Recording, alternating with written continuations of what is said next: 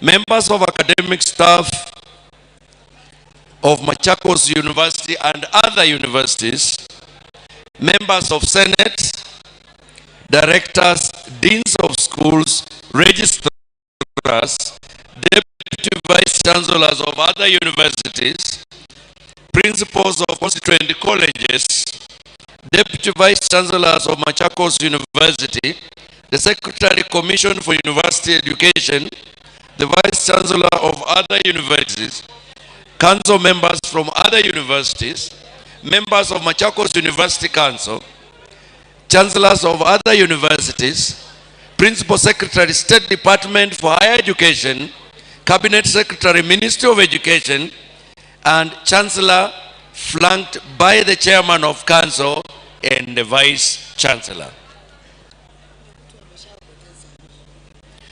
Someone has already potted the hood. There is a hood which has been misplaced. Kama umepoteza yako, please. Your colors will be incomplete without a hood.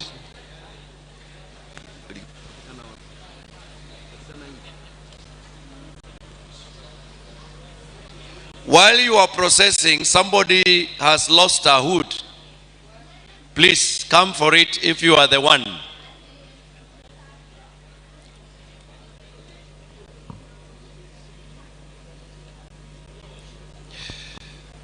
When the chancellor would have taken position at the dais, the police band will praise the national anthem and the East African community anthem.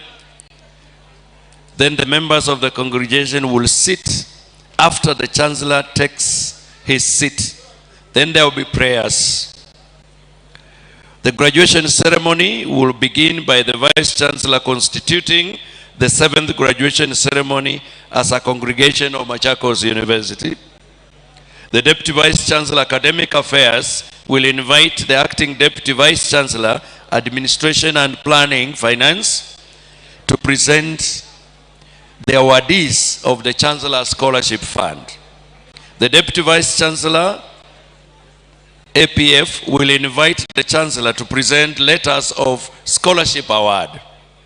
The Chancellor will present letters of scholarship award. The Chancellor then takes a group photo with the beneficiaries. One beneficiary of the Chancellor Scholarship Fund will address the congregation, and then we'll follow with entertainment.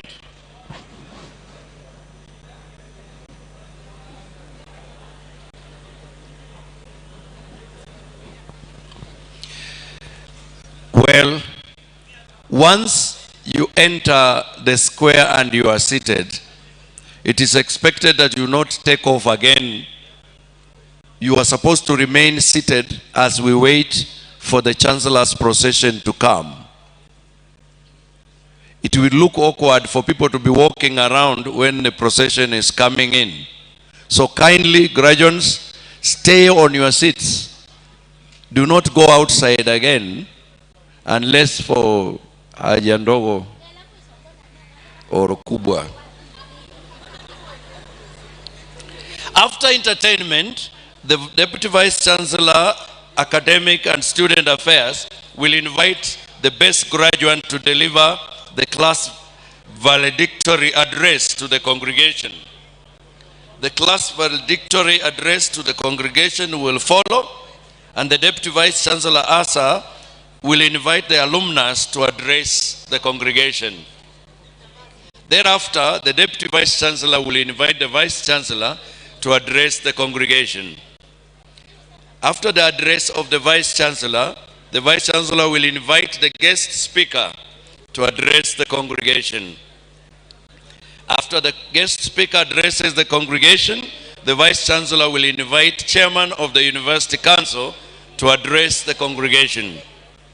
The Chairman of University Council's address will be followed by the Permanent Secretary, State Department for Higher Education and Research. And then thereafter, the Cabinet Secretary, Ministry of Education will address the congregation, after which the Vice Chancellor will invite the Chancellor to address the congregation.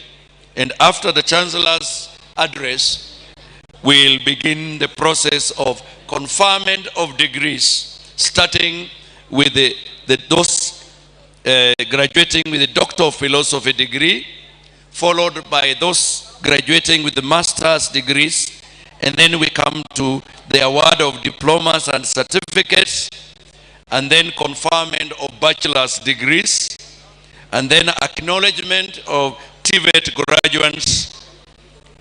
Then the program will continue like that. The procession will be leaving the square in an orderly fashion, in a manner that will be announced as they prepare. So feel welcome to this 7th graduation ceremony of Machakos University under the chancellorship of Dr. James Moria and the chairman of council, Dr. Christopher Gatama Gakau, and the acting vice chancellor, Professor Joyce Agalo.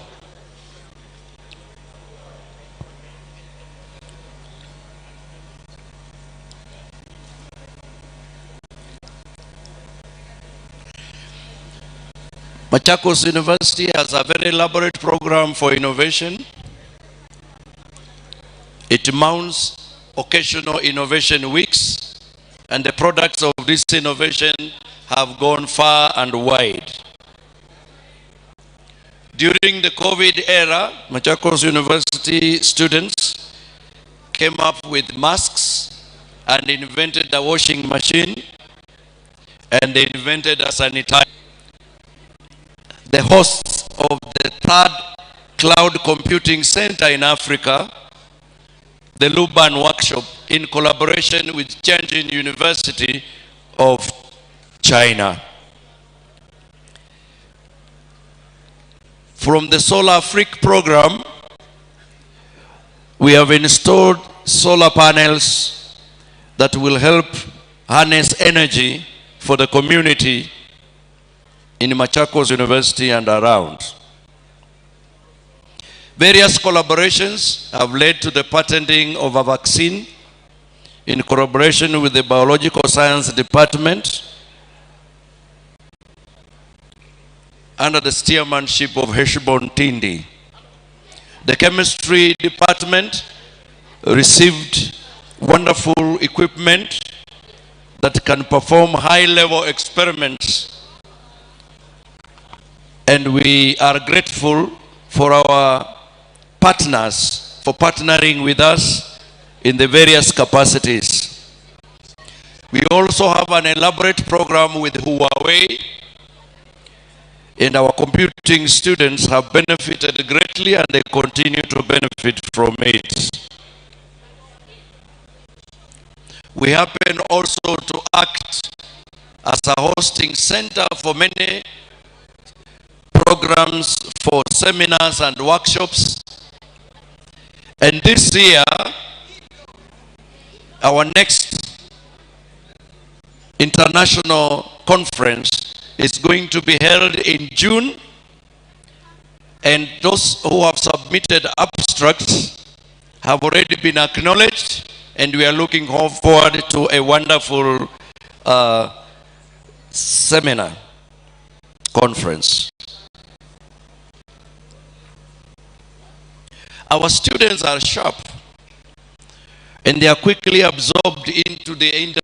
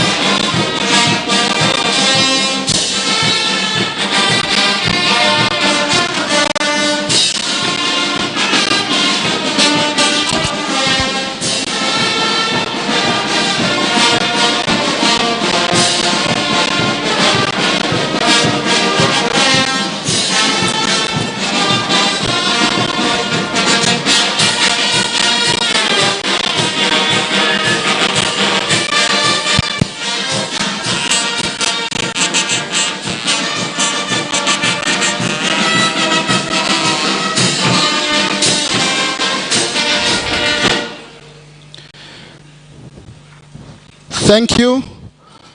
Let us all remain standing as we have the mounting of the flags. That is the national flag and the Machakos University flags, respectively.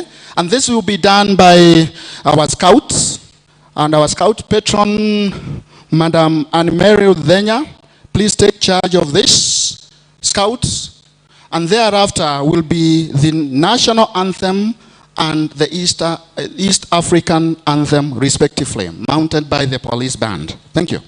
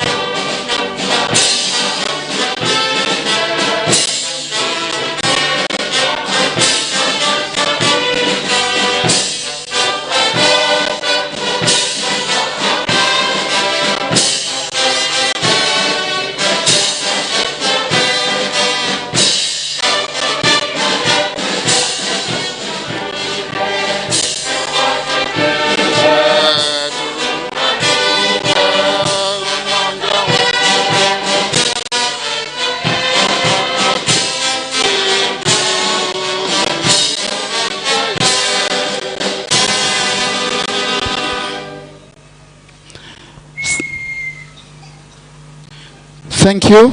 At this moment, let us give honor to God through prayers led by Pastor Bernard Mwangangi, Senior Pastor, AIC Kisooni, Machakos Region, and thereafter we shall have Imam Ali Abdallah Anas, Machakos Jamia Mosque, in that succession, please.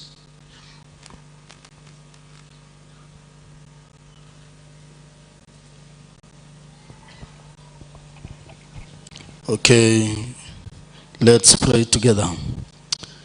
Heavenly Father, give grace and courage to the ones who have worked hard and now create this special time of graduation. We thank you for protecting and guiding them to this point. All praise and glory to you. We thank those who stood with them to this far. Inspire the graduates to put to good use all the knowledge, skills, and life lessons gained through their education to better their lives and more so our country. Most important, as they face unknown challenges moving on, help them to keep dear the greatest wisdom of all, that of knowing Jesus and the power of the cross. A chapter has closed and another eagerly awaits. Pave their way with opportunities and inspire them to live with hope in this incredible journey called life. Continue to bless the graduates with love, protection, mercy, strength, and wisdom. May they live passionately to honor and glorify your name. In Jesus' name we pray and believe. Amen.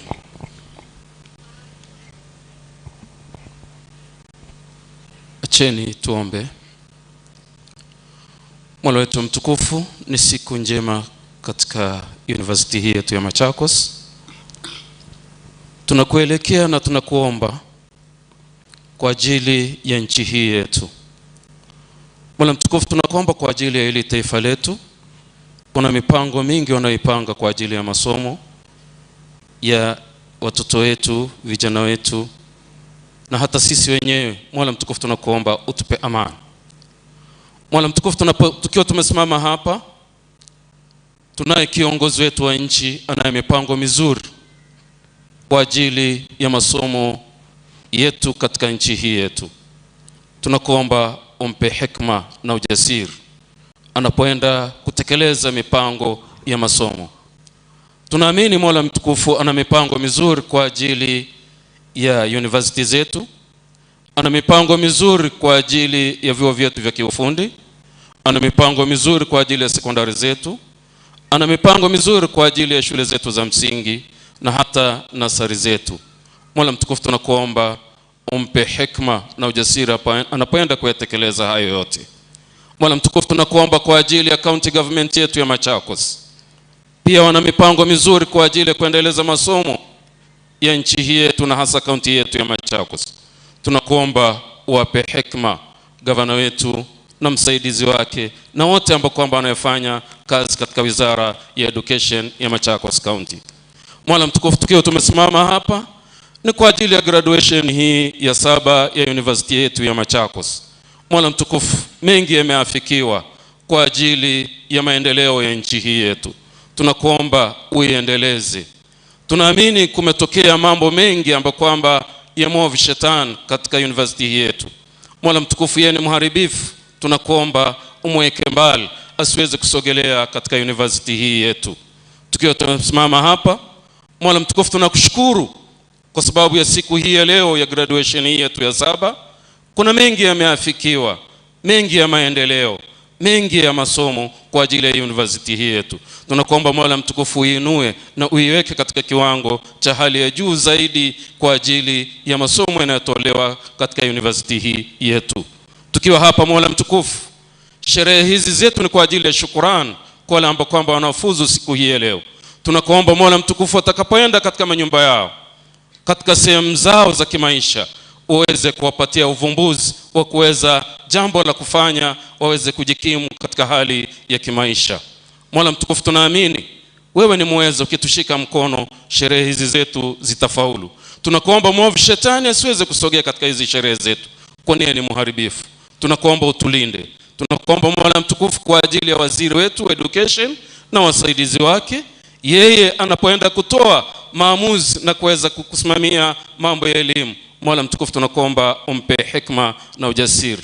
Tunakuomba kwa ajili ya chancellor wetu wa university hii yetu ya Machakos County. Mola mtukufu, tunakuomba umlinde yeye na wasaidizi wake. Tunakuomba kwa ajili ya wanafunzi wote wanaochukua masomo katika university hii yetu. Mola mtukufu, tunakuomba wape fahamu nzuri na afya nzuri kwa ajili ya kutekeleza masomo yao, kwa ajili ya kujifunza masomo yao. Mwisho, Mola mtukufu, tunakuomba utupe amani na utulivu katika university yetu na nchi yetu kwa ujumla. Tunaomba hayo tukako yanawezekana. Amin. Amin.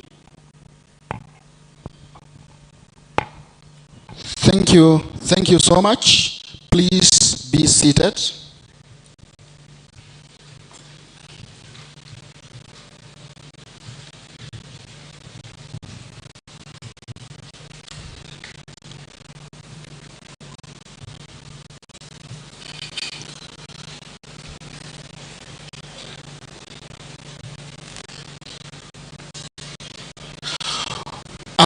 Good morning, everyone, and a very warm welcome to all of you.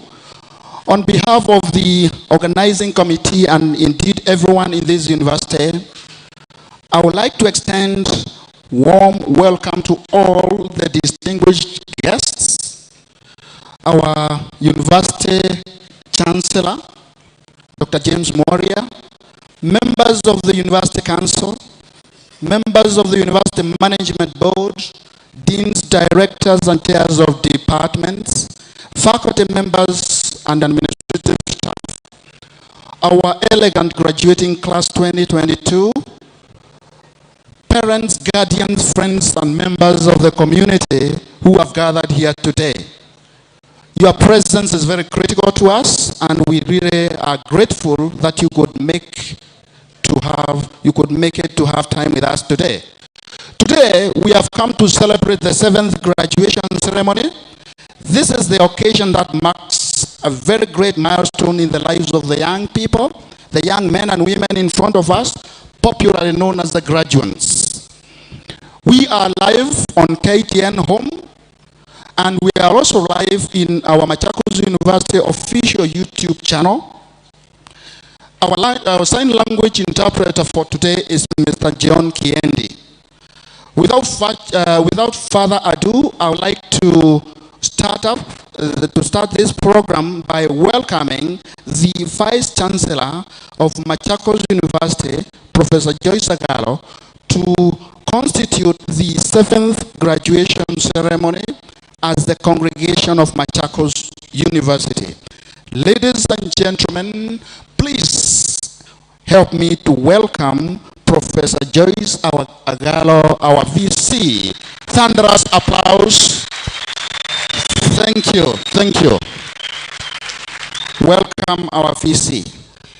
Mr. Chancellor, sir, by the powers conferred to me by the University Charter and the Council of Machakos University, I declare this assembly to be the 7th congregation of Machakos University.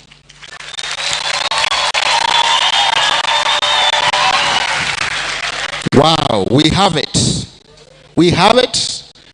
So the DVC, the Deputy Vice Chancellor, Academic and Student Affairs, will invite the Deputy Vice Chancellor, Administration, Planning and Finance, to present the awardees of Chancellor's Scholarship Fund.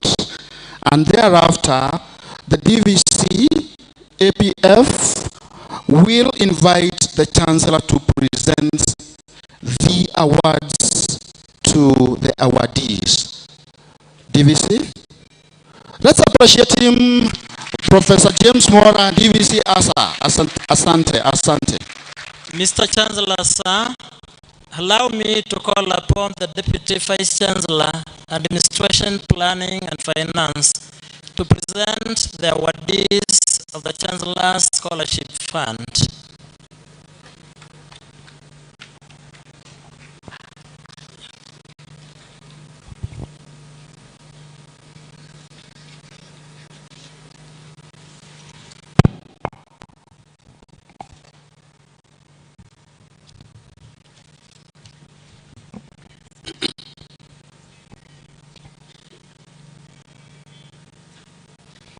Mr. Chancellor, sir, you established the Chancellor's Scholarship Fund in 2016 to assist exemplary academic performers achieve their academic dreams.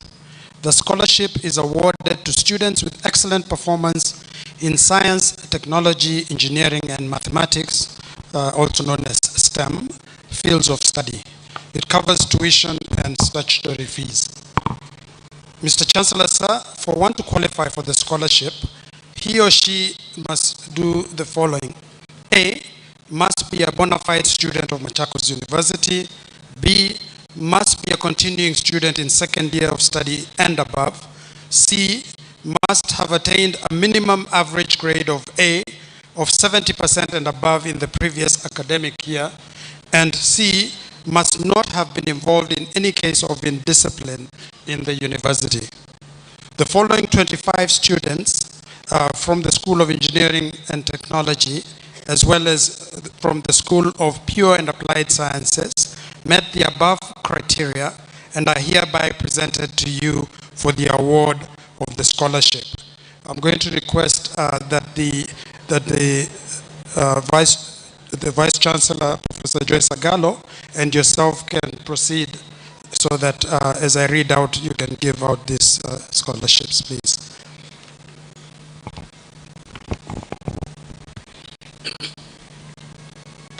Just pass those.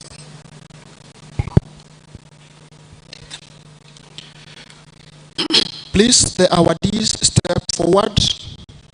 As you are being called, step forward. Time.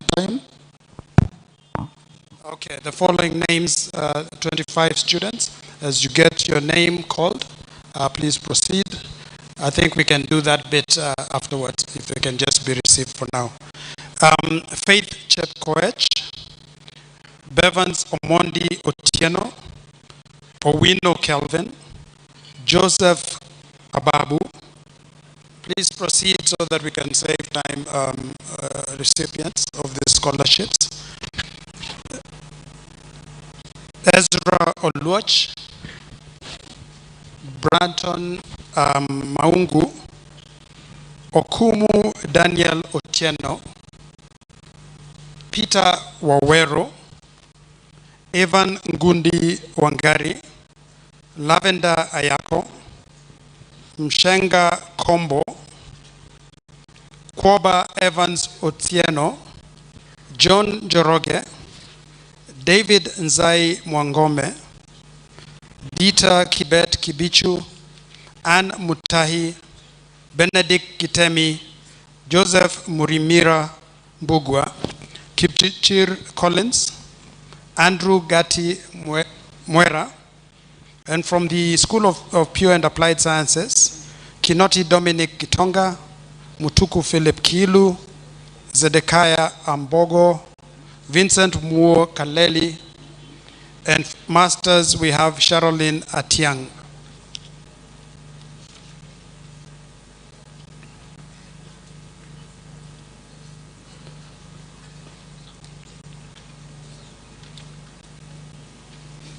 Kindly proceed to receive your letters of award.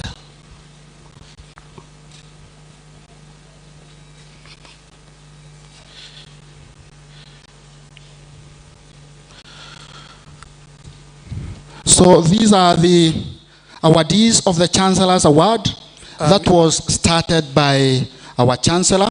And after this award, there will be a group photo with the awardees. Please take the directions by the cameraman.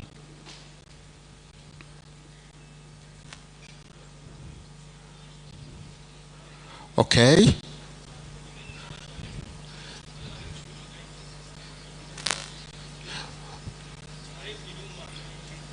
Yeah, some of you can squat in front if so that you can all be visible. Those with young and supple knees.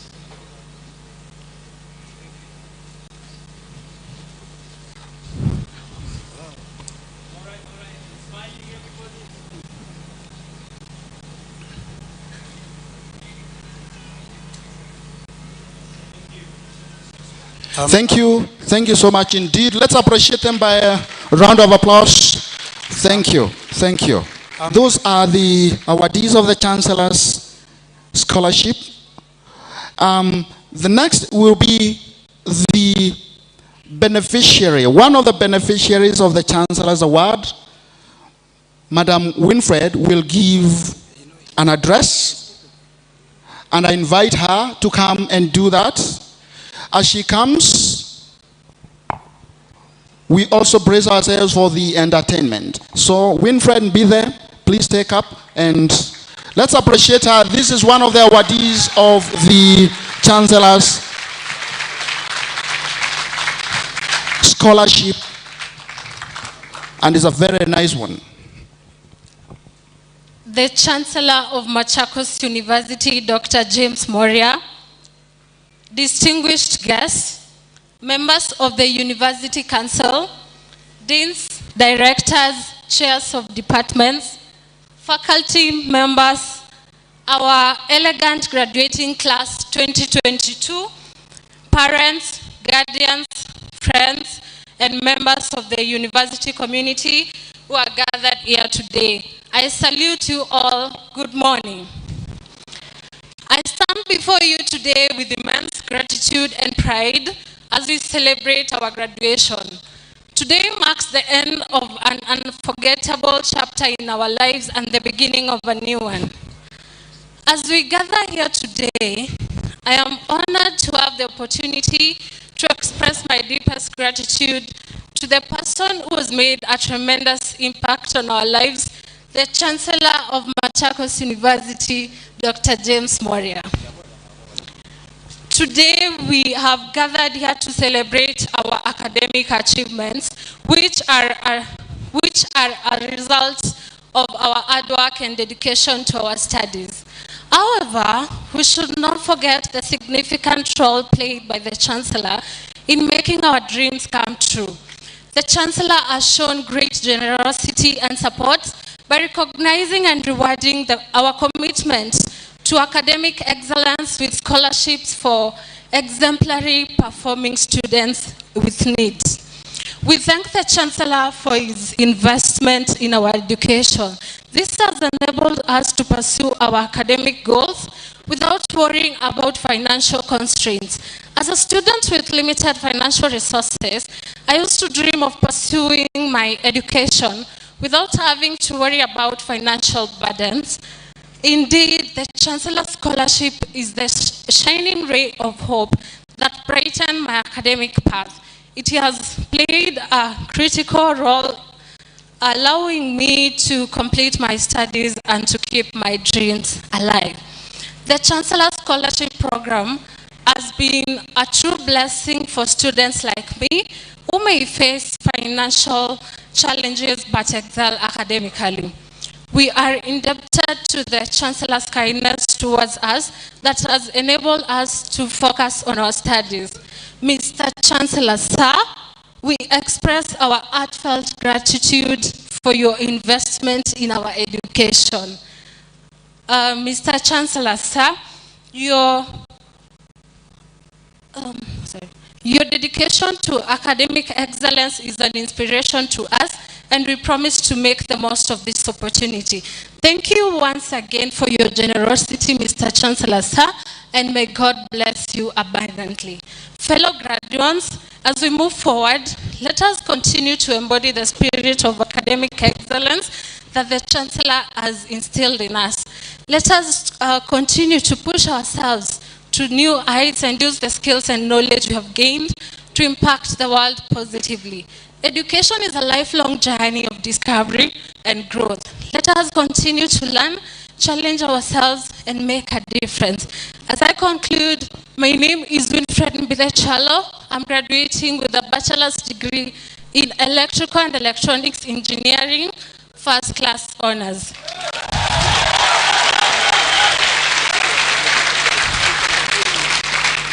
Congratulations, class of 2022. We did it. God bless you.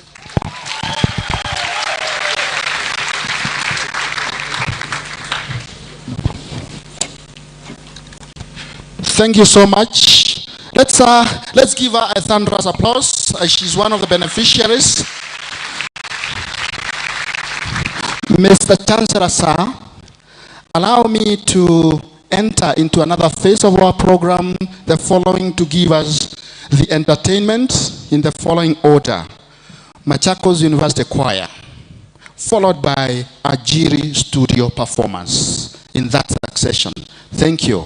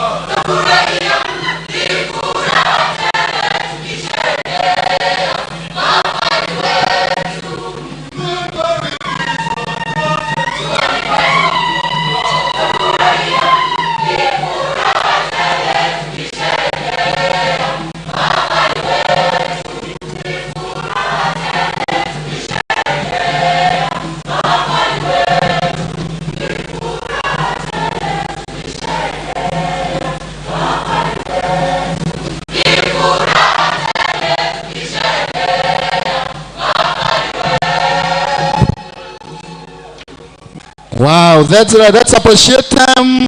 Thunderous applause. That is very, very nice. University choir. The next presenter is Ajiri Studio.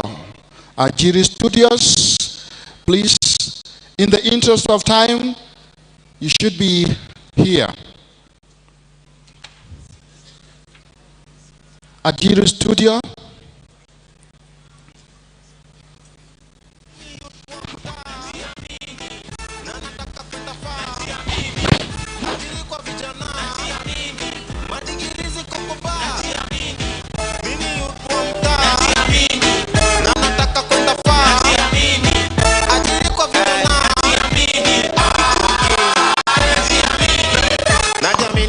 Pasta nganga kona pepa simesoma mpaka mbiti kaka na rusungu wanaroga takuliko waganga jiri sete menijenga na tembeza talanta man. Got a reason to rejoice man, boka imeivana levels imepanda na flows kama big man najenga tu masifa na vile na wabamba kazi kwenda kuna iza mini youth man chance nikipata mimi nafika very soon.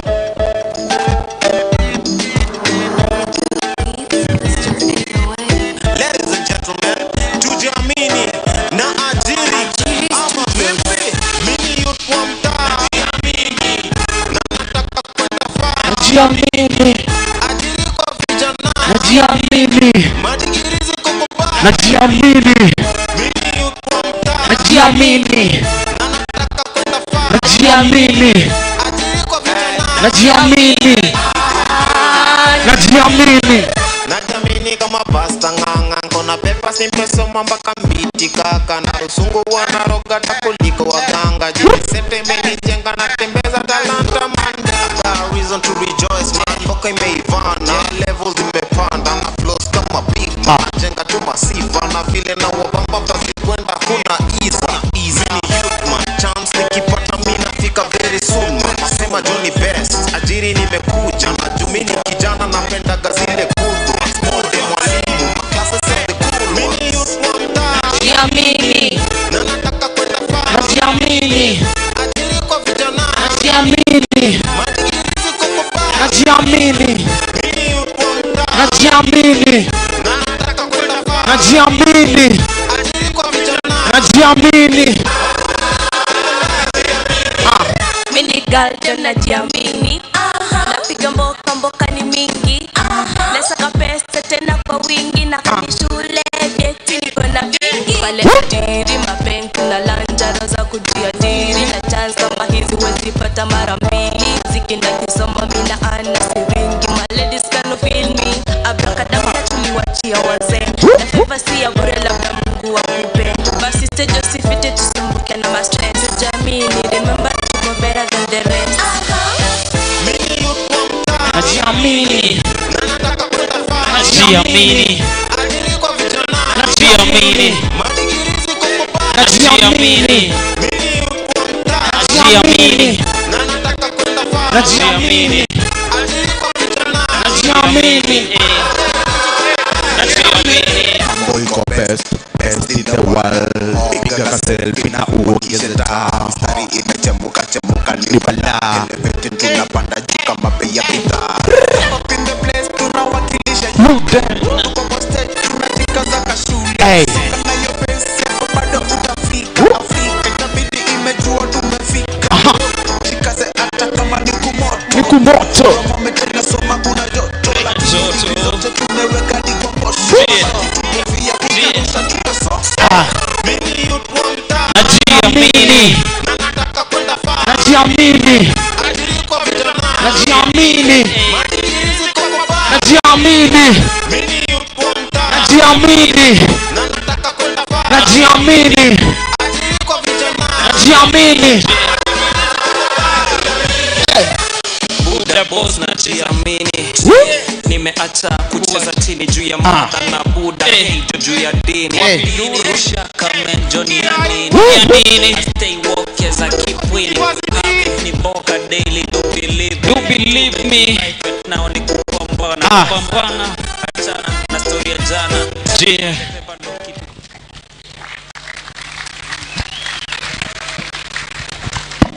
Thank you. Let's appreciate them. That's Ajiri studio performers. At this juncture, Mr. Chancellor, sir, allow me to invite the Deputy Vice Chancellor in charge of Academic and Student Affairs to invite the best graduate to deliver the class valedictory address to the congregation. DVC, Karibu.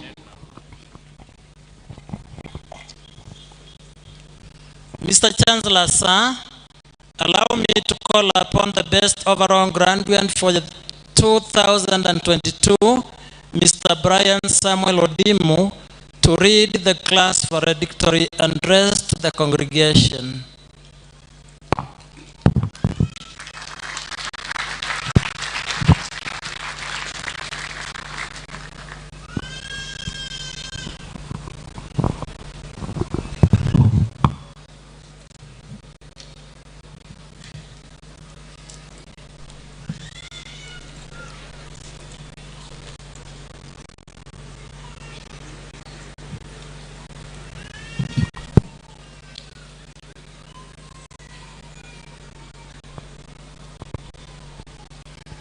The Chancellor of Machakos University, Dr. James Mworia, the Cabinet Secretary, Ministry of Education, the Principal Secretary, State Department for Higher Education and Research, the Chancellor of other universities present, the Chairman of Machakos University Council, the Chairman of councils from other universities present, Machakos University Council's members present, the Acting Vice Chancellor of Machakos University, Professor Joyce Agalo.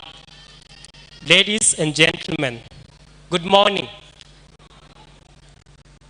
My name is Brian Ondim Samuel, and I am privileged to be here today representing the graduating class during the 7th graduation ceremony of Machakos University. Our hearts are full of gratitude that you all be here today to partake of this, our celebration.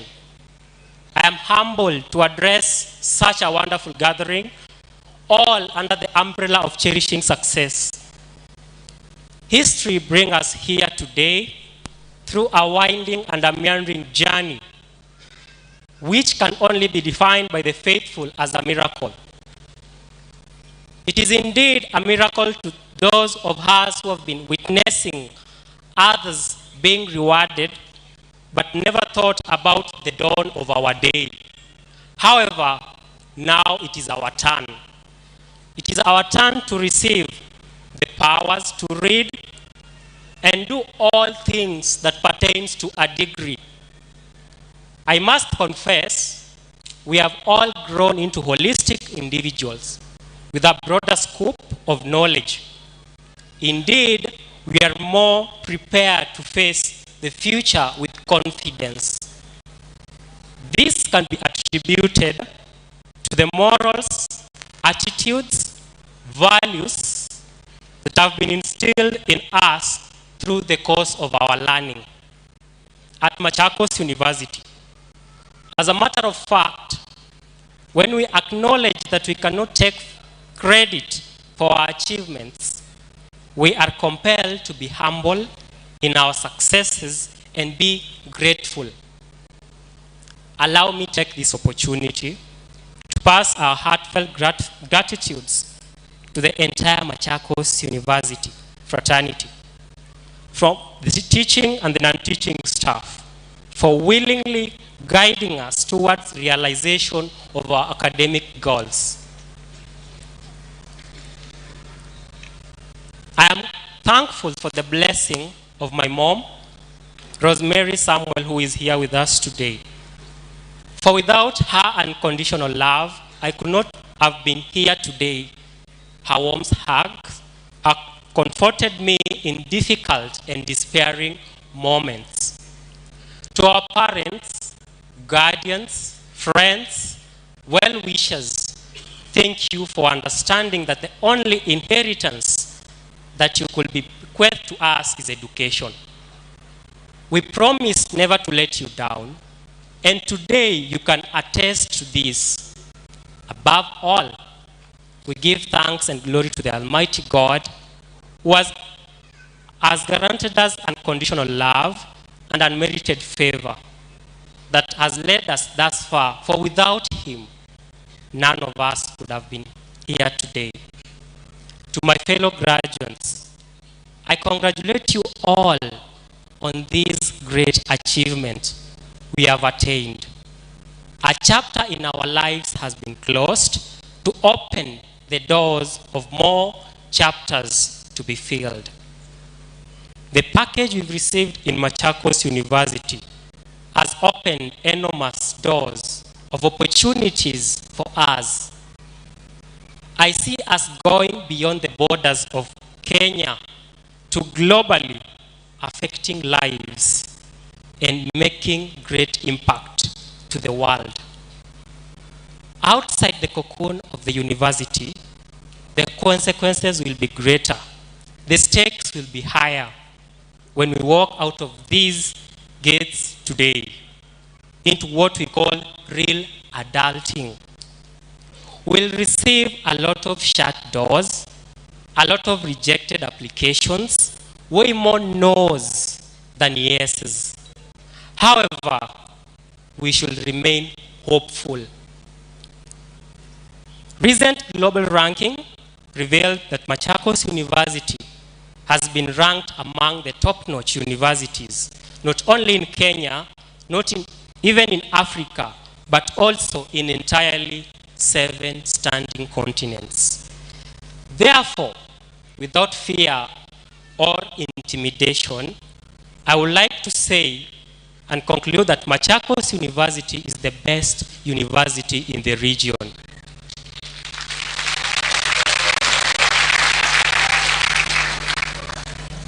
I'm proud to be a graduate of this prestigious university. I'm not only standing here to be proud as the best student overall, but I'm here very humbled and grateful for the mentorship that I've received in the university. And therefore, I have hope that my employers here or there will grant me a job after this.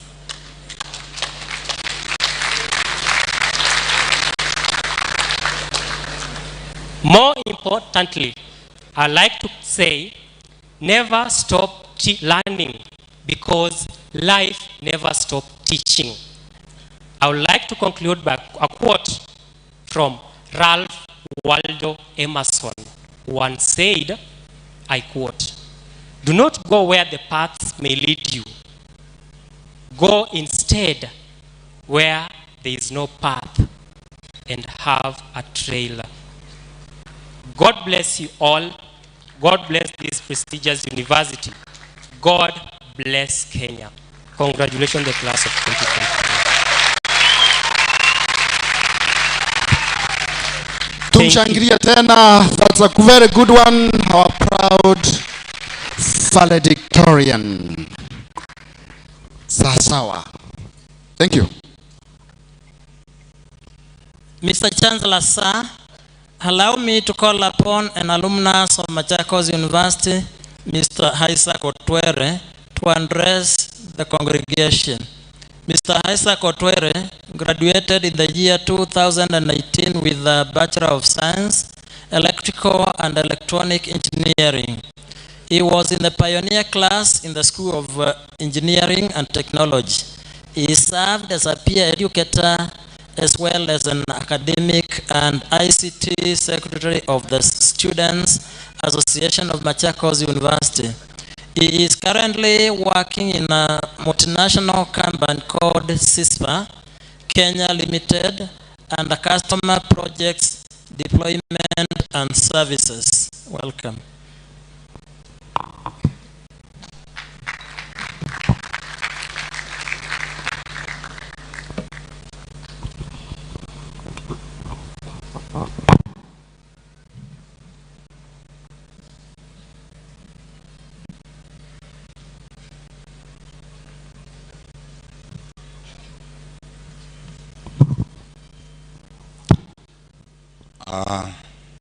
chief guest, and other distinguished guests, Your Excellency, Machakos County Deputy Governor, Mr.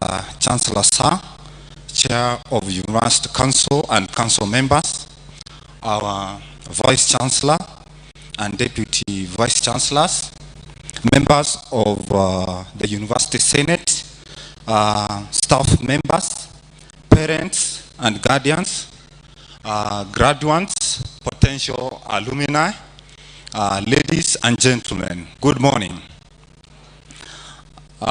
It is an honor and privilege to stand before this congregation of people who have traveled from across the country to celebrate with our graduates today. I take pride to be associated with this great university, both as a member of the pioneer class and alumnus of this esteemed institution. During my tenure as an engineering student in the year 2013 to 2017, I represented the comrades of comrades as an academic and ICT secretary, served as a peer counselor and educator, as well as the university SDA church leader. Those times as a student were remarkable experience that I carry in my heart to date, as I attribute my success, discipline, and leadership skills thus far to the foundation I got servicing in the various positions as student leader, mentor, and spiritual guide. Dear graduates, today marks the beginning of yet another chapter of your life. The academic journey you have pursued in pursuit of the degrees you have been conferred with today are worth the sleepless nights, the tough economical times where you had to go for chapodondo at Kibandaski, and the many times you left feeling like giving up, but chose to persevere. Today, you all congrats. God's grace was sufficient, as evidenced today, as you receive the power to go out there into the world and make a positive difference and impact to all and sundry. Graduates, I take this opportunity to encourage you that life is a multivariable function. With the correct tools, connections, skill sets, dedication, anything is possible. Do not stagnate or limit your potential. Think globally. Education is our powerful tool and a universal currency to create value, and not a provider. As you step out into the world today, plan not to be a mockery of education, for we elites have a responsibility to the development of our society and economy at large. There is no better way to do this than by leveraging the power of science, technology, and innovation. In this information millennium, which has been dubbed the digital era, technology is rapidly transforming every dimension of our lives, from creating new challenges and opportunities to enhancing efficiency and effectiveness of offering services and of service delivery. Thousands of government and business services are more remotely accessible today than they were in the last decade, and the government has continued to improve service delivery by digitalization of government services, thus improving on service delivery. Ladies and gentlemen, the theme for this graduation is enhancing science, technology, and innovation capacity for the digital economy, is in line with Kenya's digital economy blueprint that will contribute to job creation, but will also challenge the citizens to think beyond the conventional white-collar jobs and not only explore but embrace science, innovation, and technology. I congratulate the university for gradually creating a niche in in science, technology, engineering, and mathematics, commonly known as STEM, of which I am a bona fide product and alumni. I encourage the university to continue training and collaborating with different stakeholders, scientists, engineers, entrepreneurs, and policymakers in our respective faculties to drive innovation. I'm a testament, and I'm sure the graduates today are too, that our regional academic projects, practicums, and technological competitions, which were based on years of research, continue to be competitive in our country and in the world today. The only constant is change. Let's embrace it. To our graduates class of 2022, you have set a benchmark for posterity. Let's stay close for fostering creativity, research, and innovation. Let's continue to be the ambassadors of positive change and resist and desist from the habits of corruption, terrorism, and other crimes that plague the youth in the quest for the quick riches and fixes untold. Remember, attitude determines altitude. In the words of Benjamin Franklin, always remember, change is the only constant in life. One's ability to adapt to those changes will determine the success in life. I congratulate and welcome you to the fraternity of Machakos University Alumni Association. Always remember to be a good ambassador of our alma mater and remain connected to our association. So far, our association has finalized its constitution, which has been approved by the University Council, and now it's in the process of registering with the Register of Societies.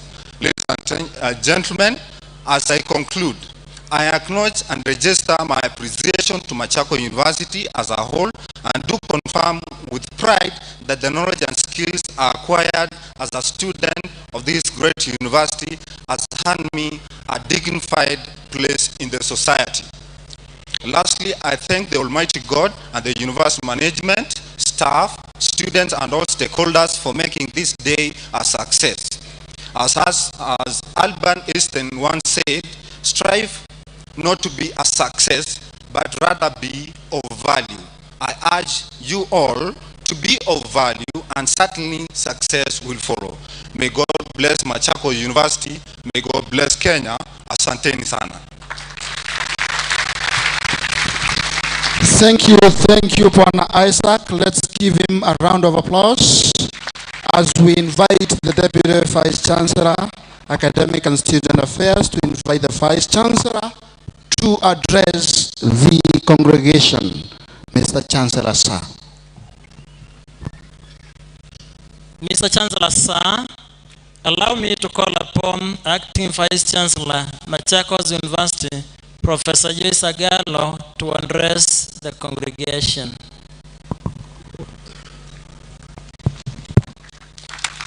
Tumpatie makofi. Very good, very good.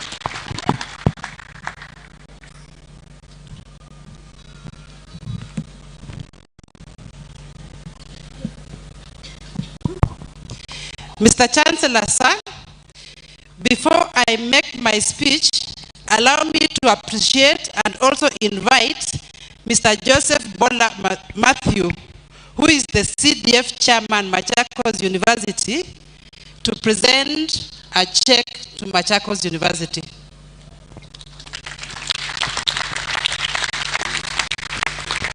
I would like to invite our chairman of council to receive the check, together with our chancellor. Ladies and gentlemen, you have friendship. We need to appreciate as they receive. Just clap, clap, kama mvua inyeshe, mvua inyeshe, mvua inyeshe, mvua inyeshe, angusha! That's thank you for our good friends who are presenting a check to us. Machakos University has many friends, and this is one of them. And we are going to work better in the future for more collaborations. Thank you for coming. Thank you for rewarding us. Thank you. Good morning, all.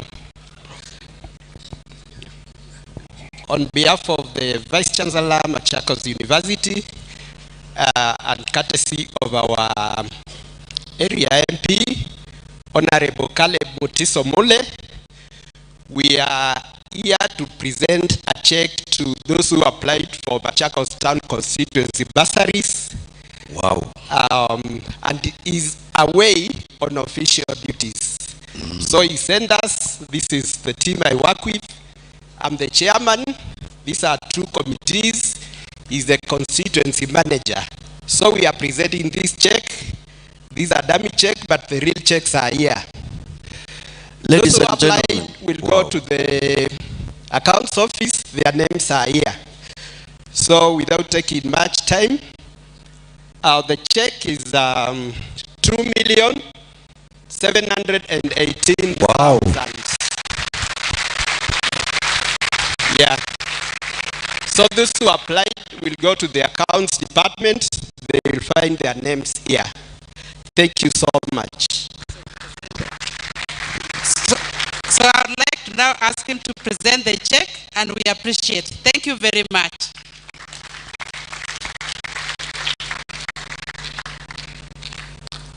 Yes. Wow. 2.718.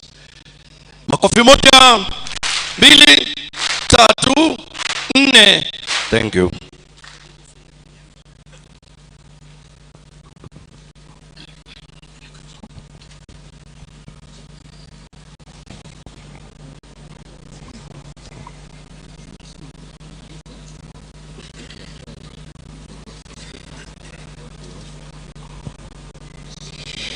Mr. Chancellor, sir.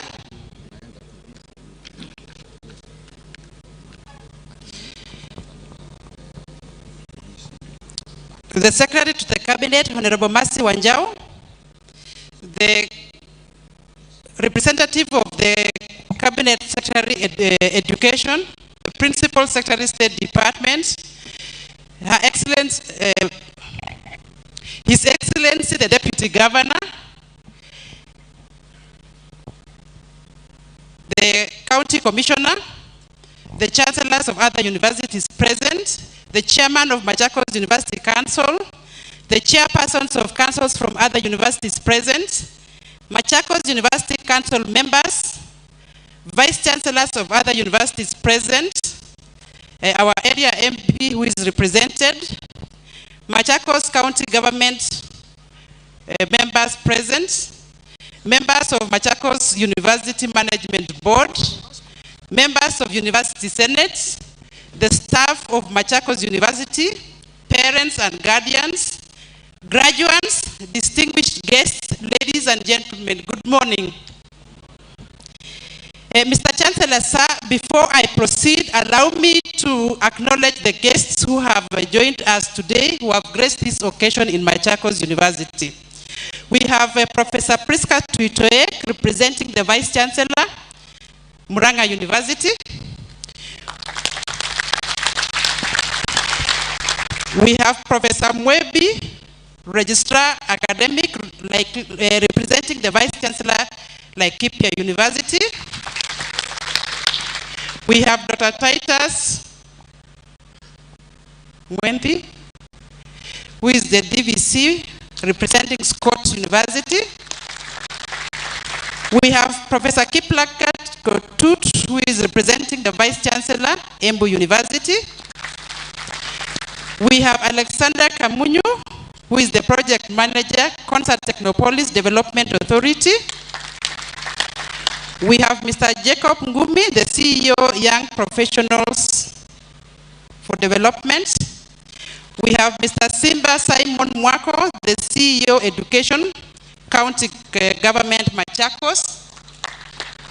We have Mr. Simon Mwangi, Head of Institutional Banking, Sidian Bank. Yes, thank you. We have Mr. Amos Mutungi Masila, who is the constituency manager, Machakos Town constituency. We have John Kalonzo, associate professor, AIC. Sorry, we have John Kalovoto, who is our pastor, AIC Bomani. Thank you for coming. We have Mr. Charles Nyaga, regional office.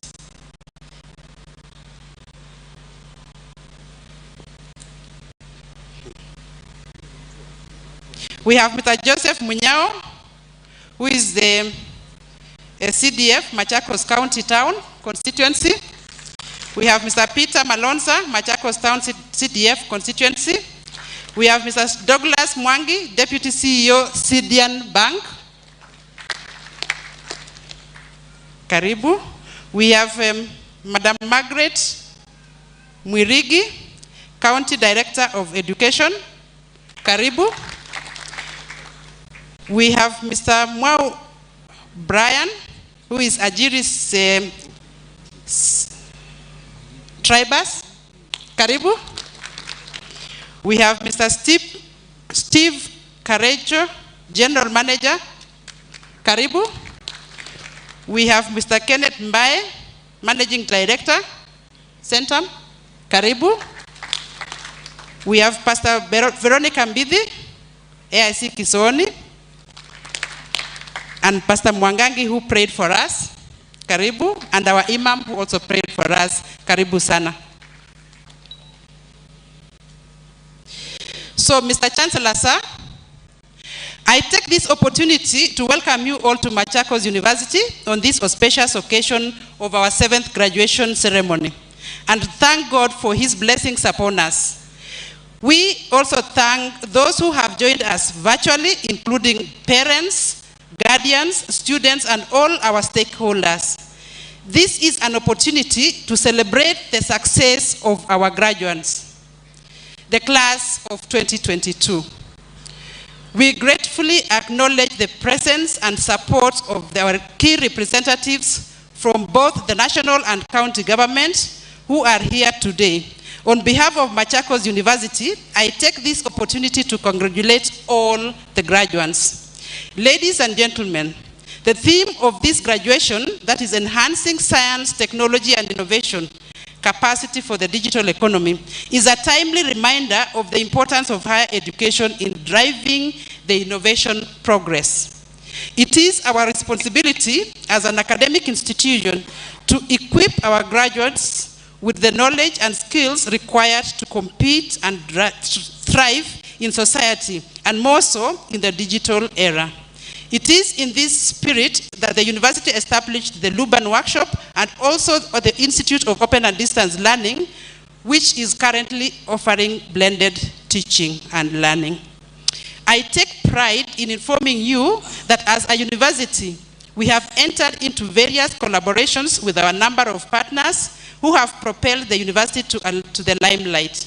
The support of our partner, the Tianjin Vocational City College in China, has seen the university establish a state-of-the-art Luban workshop under the Chinese Belt Road Initiative. The workshop is the second in Africa and specializes in innovative cloud computing and information security, Internet of Things, big data analytics, blockchain, and artificial intelligence. The workshop is used for teaching, research, and innovation in this digital era. Our students continue to generate innovative solutions to mitigate emerging challenges. We continue to take pride on an innovation of the i-voting system that was developed by our own student, Mr. Kelvin Roman, which platform to date continues to increase credibility on student online voting.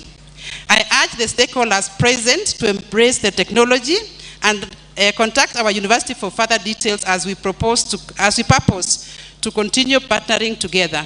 This year, Machakos University has been selected to represent Kenya and the sub-Saharan region in the upcoming Huawei ICT Competition 2022-2023 Global Final, which will be held in Shenzhen, Guangdong, China in May. The Huawei ICT competition themed Connection Glory Future focuses on data networking technologies such as routing and switching, security and wide local area network, big data, cloud computing, cloud services, storage, and artificial intelligence. It sees students tested on practical concepts in these areas, making it a highly competitive event that promotes the cultivation, growth, employment of young ICT talent from universities, colleges, and tertiary institutions worldwide. 2 students from Machakos University, Humphrey Wambaji and Martin Mwenda Mwiti, emerged as winners in the national and sub-regional competitions, respectively. They will represent our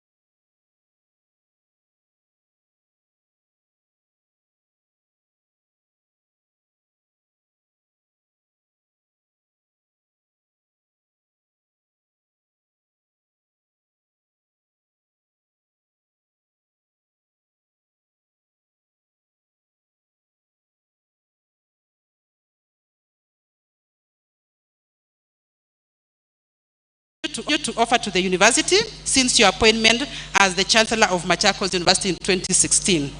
We take this opportunity to thank the government for reappointing our Chancellor, James Moria, as again to serve again for another term of 5 years. Please let's applaud that. Mr. Chancellor, sir, we are proud to present the graduating class of 2022 that has been equipped with the requisite knowledge and skills needed to thrive in an economy. As a university, we mark a great academic milestone of graduating engineering students for the first time in our university. And we would like to appreciate Kenyatta University. I don't know if there is a representative from Kenyatta University. We would like to appreciate Kenyatta University who partnered with us, even as they mentored us to be able to achieve this great milestone.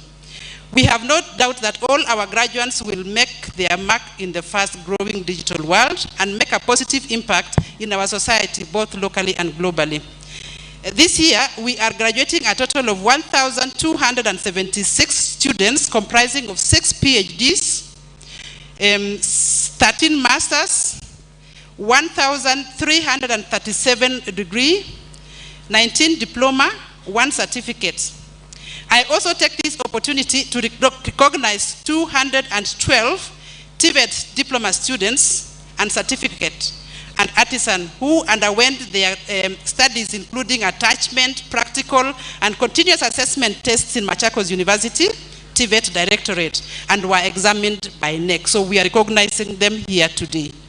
Mr. Chancellor, sir, I would like to highlight that in order for the university to fully attain her mandate within her vision and mission with ease, there is need for financial sustainability.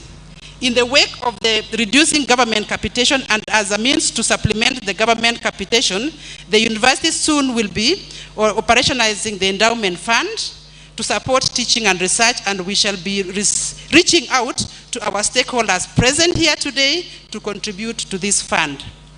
It should also be noted that there is an increasing demand for the students' fraternity as the students' population continues to grow steadily.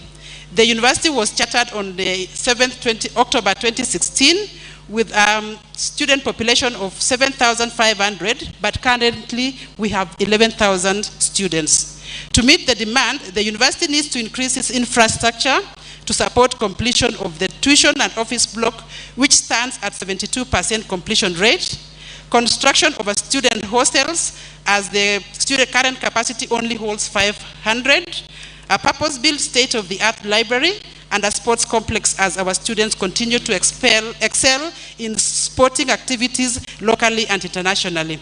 I therefore appeal to the government through the Ministry of Education and the National Treasury and the county government as well, and we appreciate what has been given to us today, and the well-wishers present to support the university in the realization of this demand. I would also like to express our appreciation to the government of Kenya through the Ministry of Education for continued support and guidance. To the stakeholders who have continued to who have contributed to the academic success of our students through financial and material support, we say thank you. In particular, we appreciate our Chancellor, Dr. James Moria, for the Chancellor Scholarship Fund, which we have seen 25 students receive today, and others had received earlier. The Ratansi Educational Foundation, the Joe Wanjui Foundation for the bursaries, the county government through the leadership of Her Excellency the Governor, and also the CDF through the guidance of the area MP, Honorable Caleb Mule, for the CDF bursary, and the Michael Blandel Foundation for the donation of library books that we continue to receive. To the University Council, I express my sincere gratitude for your continued valuable stewardship and leadership to propel the university to greater heights. To our partners and stakeholders, we as a university express our profound gratitude.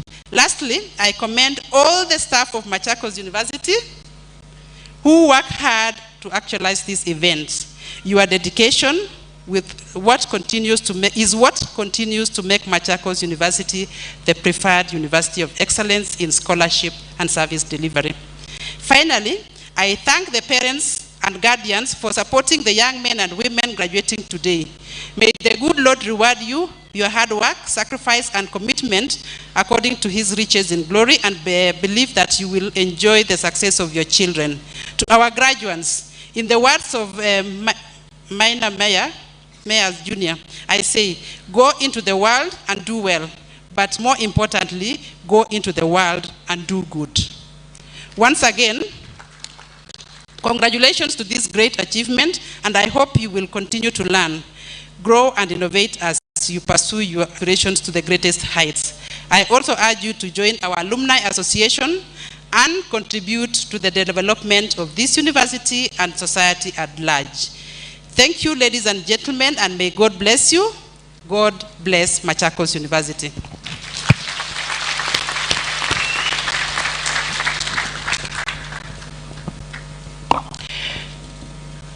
Mr. Chancellor, sir, it is now my humble request to invite our Secretary to the Cabinet, Honorable Mercy Wanjau, to be able to address the congregation. And before she comes, I would like to read her biography. So the biography of Mrs. Mercy Wanjau, MBS. Mrs. Mercy Wanjau is the Secretary to the Cabinet of the Republic of Kenya. She was appointed to this role in October 2022. She is a commercial lawyer, regulator, and governance expert whose career spans over 20 years. She has worked in the private and public sector, both at local and international levels, where she has recorded a history of success and transformational impact. And that is why we have invited her today to be able to inspire our graduates. From 2019 to 2021, she served as the Director General in an acting capacity of the Communications Authority of Kenya, the state agency responsible for regulating ICT sector. During this period, she steered the institution to new heights despite the challenges presented by the ravaging effects of the COVID-19 pandemic.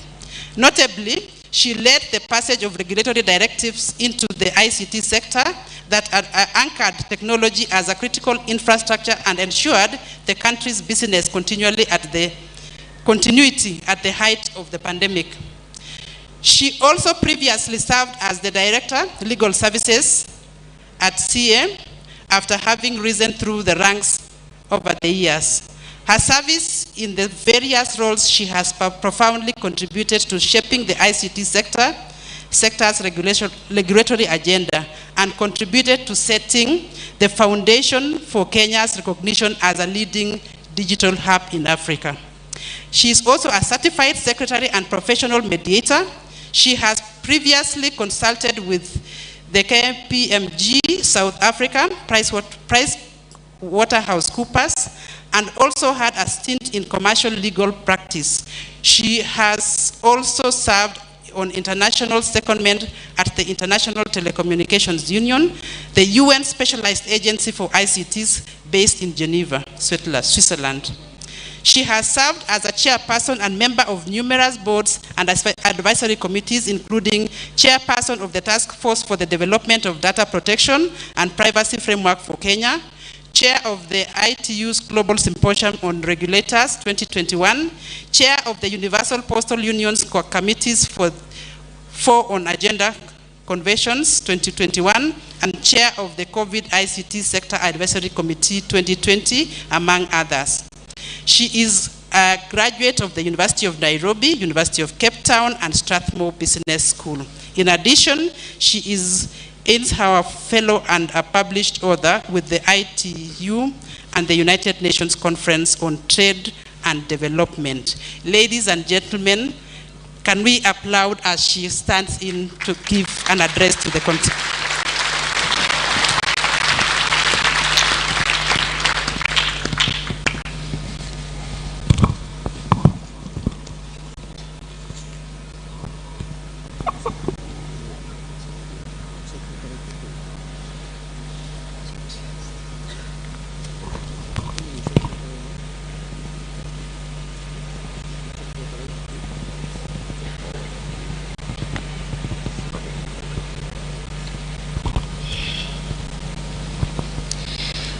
The chief guest, Cabinet Secretary for Education, proudly represented by Dr. Francis Dambuki, His Excellency, the Deputy Governor, Honorable Francis Mwangangi, the county leadership present here today, Dr. James Moria, the Chancellor, Machakos University, Dr. Christopher Gakaho, the Chairperson, Machakos University Council, the council members, Professor Joyce Agalo, Acting Vice Chancellor, Machakos University, members of the council, the Senate, the faculty, the distinguished graduates, invited guests, ladies and gentlemen, good morning.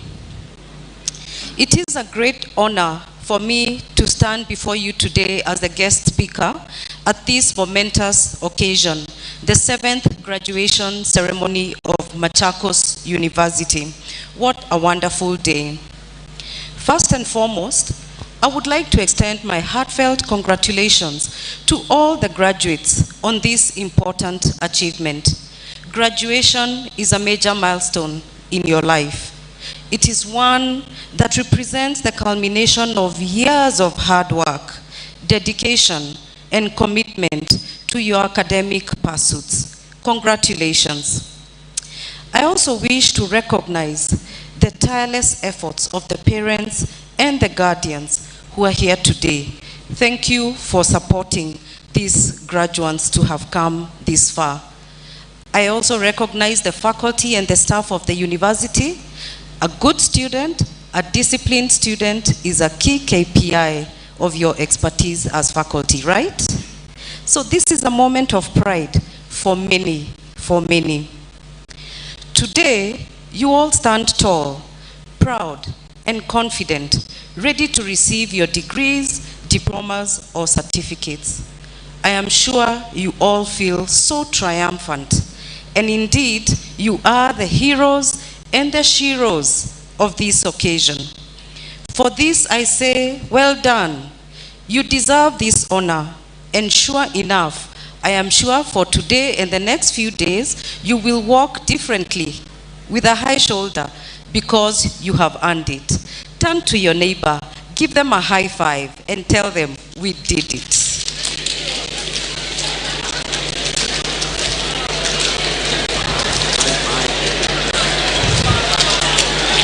I cannot also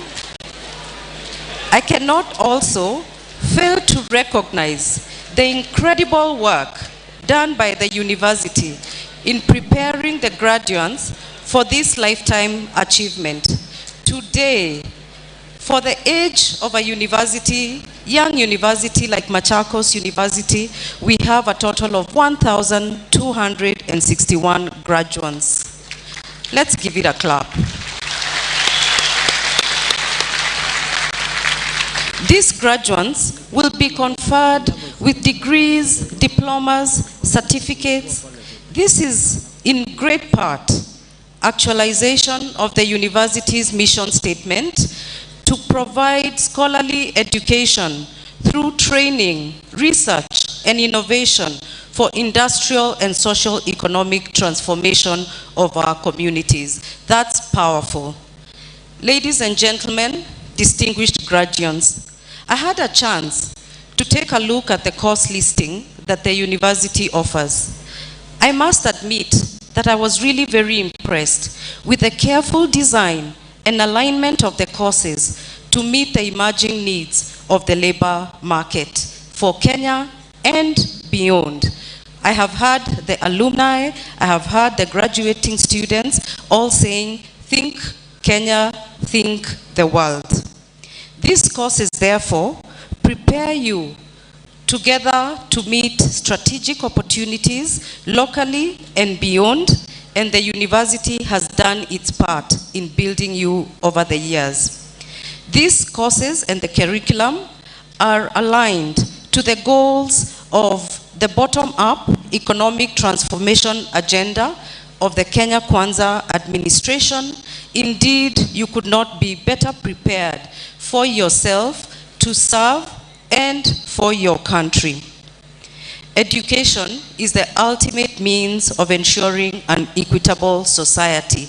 And today, we are just about to launch the freshest of those who will achieve this great dream and this vision for Kenya. Our aspiration is captured in Vision 2030 and the transformation agenda, which is to transform Kenya into a newly industrialized middle-income country. The acting Vice Chancellor did mention at great detail the priorities of the bottom-up economic transformation agenda. And the question I pose to you is, as you go out, what is your role? What is it that you commit to do to make this possible? Kenya needs, among other things, robust training strategies to meet the challenges of fostering strong, sustainable, and balanced growth of the economy. We must remain alive to the dynamism of an increasingly interconnected world, which has accelerated the diffusion of technology and the place of innovation. Today, you will agree with me that there are new occupations emerging by the minute, and some are even replacing traditional jobs. The technology frontier is undergoing revolutionary change, with emerging areas which I was so delighted to hear are already being addressed here, like blockchain, the Internet of Things, artificial intelligence, machine learning, and many, many more. Ladies and gentlemen, and our dear distinguished graduates, This reality calls on us together, whether we are students, whether we are part of academia,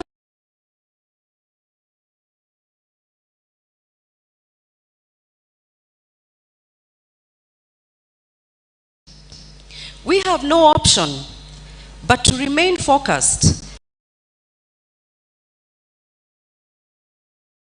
scan the environment and understand what is happening. When we need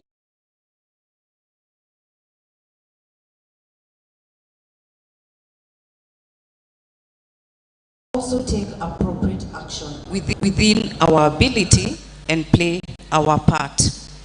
I am sure you have all heard of the phrase, the VUCA world, the VUCA world, that has now become commonplace.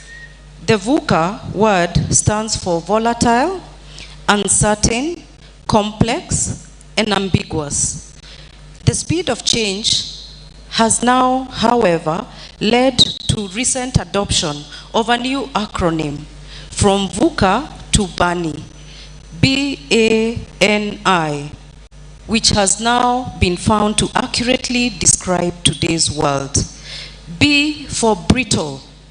Models that were used to project volatility in the world are now no longer 100% reliable. Just 3 years ago, we experienced a global pandemic, which not only led to loss of many lives, but it left a ravaging effect on the economy. Had we been able to project that a pandemic of such magnitude would happen, perhaps we would have been better prepared. A for anxious. The rapid pace of change requires constant adaptation in all fronts, be it business, family, or government. Yet, we all know that when sometimes you have to stop doing something that you have always done and it has worked, in order to do something brand new, it is not always easy. Constantly dealing with the discomfort of change has bred anxiety, hence the increased concern around mental issues across the world.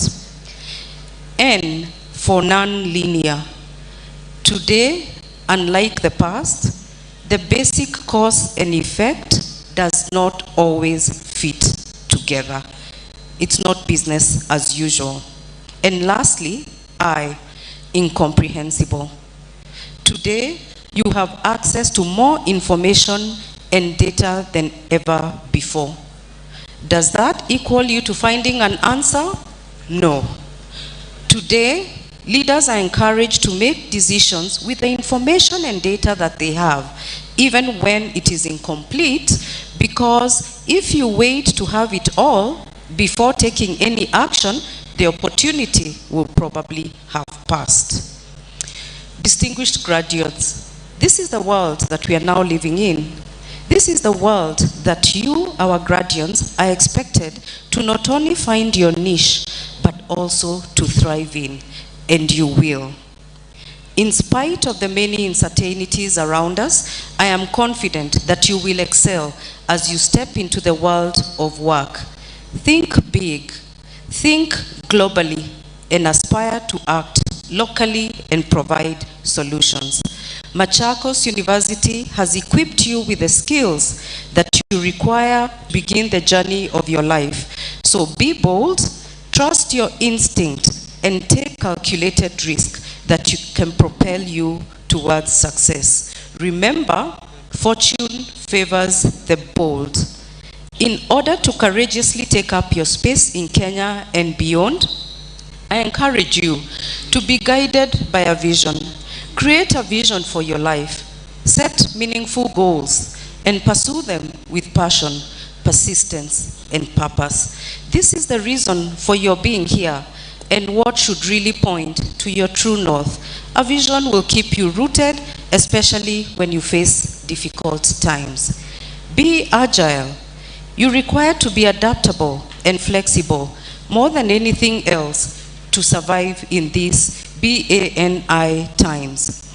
The world, as we have seen it, is constantly changing, and so must we adopt we must adopt a mindset that sees challenges as opportunities for growth. Be open to new ideas, seek out knowledge, and never stop learning. Charles Darwin, popularly known for his contribution to evolutionary theory over 150 years ago, stated that it is not the strongest of the species that survives, nor the most intelligent. It is the one most adaptable to change. Be that one. Be resilient. This is the ability to bounce back from setbacks, adversity, and challenges. It is the ability to keep going even when things get tough. Upon graduation, you will undoubtedly face unfamiliar situations, but remember that your success depends on how you handle those challenges. I hasten to add that sometimes being resilient means seeking help. Sometimes we need someone to hold our hand and walk with us when things get tough. And finally, be ready to fail forward. Failure is a natural part of the journey to success. It is how we respond to it that defines us. Use failure as a chance to learn, to grow, and to become a better version of yourself. Learn from your mistakes and keep moving forward with renewed vigor, direction, and motivation. I encourage you to make it a habit to listen or read around the life stories of people who are recognized as successful in Kenya and beyond, because therein you will discover that the road to success is paved with failure. You will extract a lot of profound insights from these stories. Let me give you one story. About a week ago, SpaceX, which is one of the companies innovating at the edge, owned by Elon Musk, one of the richest men in the world, and who also owns Twitter, launched the largest and the most powerful rocket ever built as a first step to the human journey to Mars. However, it blew up within minutes of blast off. To most people, this was an epic failure. However, SpaceX employees cheered wildly even after the rocket blew up, because to them, they had made steps forward in knowing what works and what doesn't. Later that day, last week, their boss, Elon Musk, congratulated them on Twitter, saying, "Today, we learned a lot for the next test launch in a few months." What an incredible attitude. So I ask, what is it, distinguished graduates, that you are so passionate about? What is it that you are ready to keep trying and trying again and again? What is it that when you engage in, time does not matter when you're engaged in it? What is it that you're ready to face and fail and rise and try again? Listening to the entertainment group that spoke here, stand here, Ajira, they said, ujiamini. Ukijiamini, utaenda far na utasucceed. I think we had it here in the entertainment this morning. Because you see, the future belongs to those who believe in the beauty of their dreams. I encourage you to go forth with confidence. You have the knowledge that you have acquired at the Machakos University, and it will provide you with the armor to soldier on to the end. Even as you do so, and as reminded by our national anthem, let us endeavor to be of service to our great nation. Let us join hands and build our nation together. And I am so confident that as you do so, God will bless you. He will keep you. He will guide you, and He will watch over you. Once again, my congratulations to the graduates, and thank you for your kind attention. God bless Machakos University and God bless Kenya. Thank you.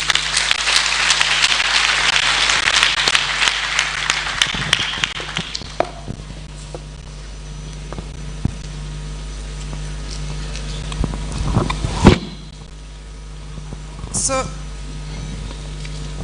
thank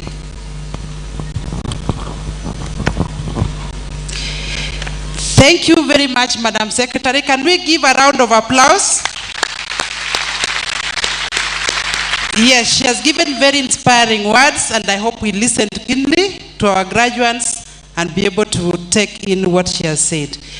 Mr. Chancellor, sir, we are in Machakos County, and we would just like to recognize the Deputy Governor to just say jambo to us, so that even as we continue celebrating in his county, we know we are welcome. Welcome, sir.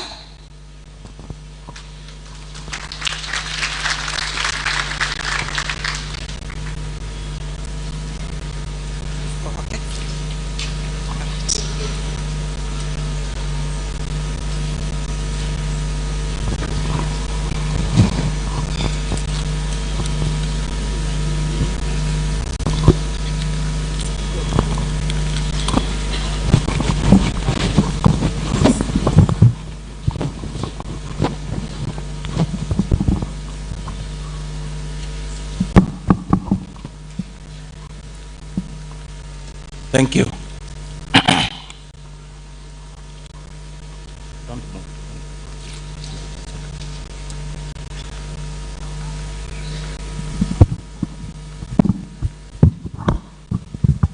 Okay. To our Vice Chancellor, Dr. Moria, Vice Chancellor of this great university, Machakos University, Madam Mogaro, Professor, our cabinet secretary, Madam Mercy Wajoy, and all others invited like I have been. I am here this morning to represent the governor of this county where this national institution is situated. First and foremost, congratulations to our graduates who are going to exit this institution today. And I'm not forgetting those who walked that journey with you, the parents, the fellow researchers, various professors. Congratulations. This is a lifetime event. This is the moment. This is your moment. As you cherish the fruits of your hard work, I wish that success keeps following you in everything that you do. Dream, continue dreaming, back on your most and what you prefer, because as you exit this institution today, you are not only going to be searching for a job, but you might find yourself being a job creator. That brings me to what Professor Gallo said in her speech. Collaborating with international organizations who are known for a very thorough research. Elsewhere, Dr. Moria, you will agree with me, countries like South Korea, like even developed world today, they are where they are courtesy of good collaboration between institutions of higher learning and the outer world, particularly private sector, and sometimes incubation within the institutions of higher learning. I pray one day, one time, this will be a center of incubation where multinationals can be brought up from a humble beginning to greater institutions like Samsung, like even this university and other very big multinationals. Colleagues, as a county government, we are going to work collaboratively to ensure this university becomes another continental Harvard. It is possible. And how is it to achieve that? Honorable Chancellor and the rest of our guests today, institutions grow from somewhere to greatness. This university started with less than 2,000 students. Today, they are above 11,000 students. What is this in the world you cannot achieve? It is possible. Governor has sent me with a message. The other day, we hosted the head of state, Madam Wajau.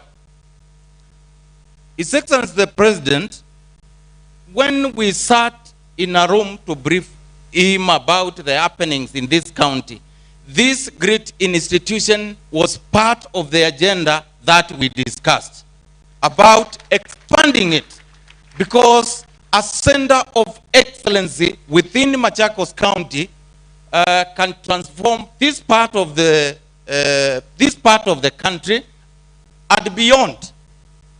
We are talking about collaboration between this institution and other world-known institutions. You are going far. Allow me to say this. The fact that today we have in our midst our Chancellor, who is a well-known private captain in his dealings, is a plus to this institution. Congratulations, Dr. Moria. The fact that this institution can attract secretary to the cabinet, it is also another plus. By the way, this instantly becomes a national event with the presence of these great professors and these guests. And you graduates, you made it. You meant us to be here. You need to be congratulated highly. For those Kenyans, because I'm sure in our industry we could be having students from other nations, other countries, county governments across the country cannot employ each and everyone. It is not possible. Even the national government anywhere in the world has never done that. So what is the message? The few who will have an opportunity to join either national government or county government or come back here as either students or employees, please do it with the dedication. The same dedication you have done to ensure you have reached where you are. Finally, ethics. Ethics is almost everything in one's life. If Dr. Moria, in his private part of his life, leading in institutions in the private sector, profit making, if he was a corrupt fellow, I don't think we could be seated with him today here. We have heard our Secretary to Cabinet and our profile. If she was not ethical, I'm not sure she could be where she is today. And finally, Dr. Moria, I think there is everything special on women leadership. I'm not saying we men, we are not good leaders, because I'm here. But I will be so certain, even the governor and everyone here, if we end up missing or having somebody else, I know that is above you, but I know Mase Wajau, our Secretary to Cabinet, can do something. Let's have our PC get confirmed, and we continue with the good things we are doing. A few months ago, we had a challenge, a security issue within and around this university. Governor and our leadership, together with the rest of the leaders, are addressing that. And this center of excellency within Machakos County, the issue of security threats will be a thing of past very soon, because I know what is happening.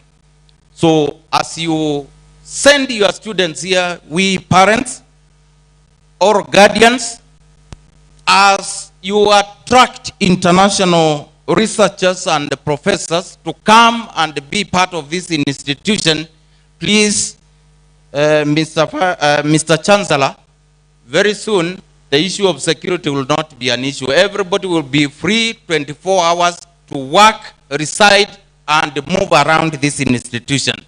Once again, congratulations and thank you for inviting Our Excellency, the Governor of Machakos County, Honorable Wavinya Ndeti, and even myself.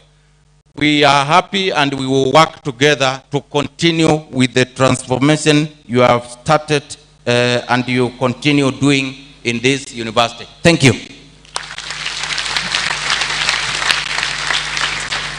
So thank you very much, Bwana Deputy Governor. We appreciate your speech and the advice that you've given to our graduates. Please convey our regards to the Governor. Now, Mr. Chancellor, it is my honor to invite our Chairman of Council to address the congregation. Thank you.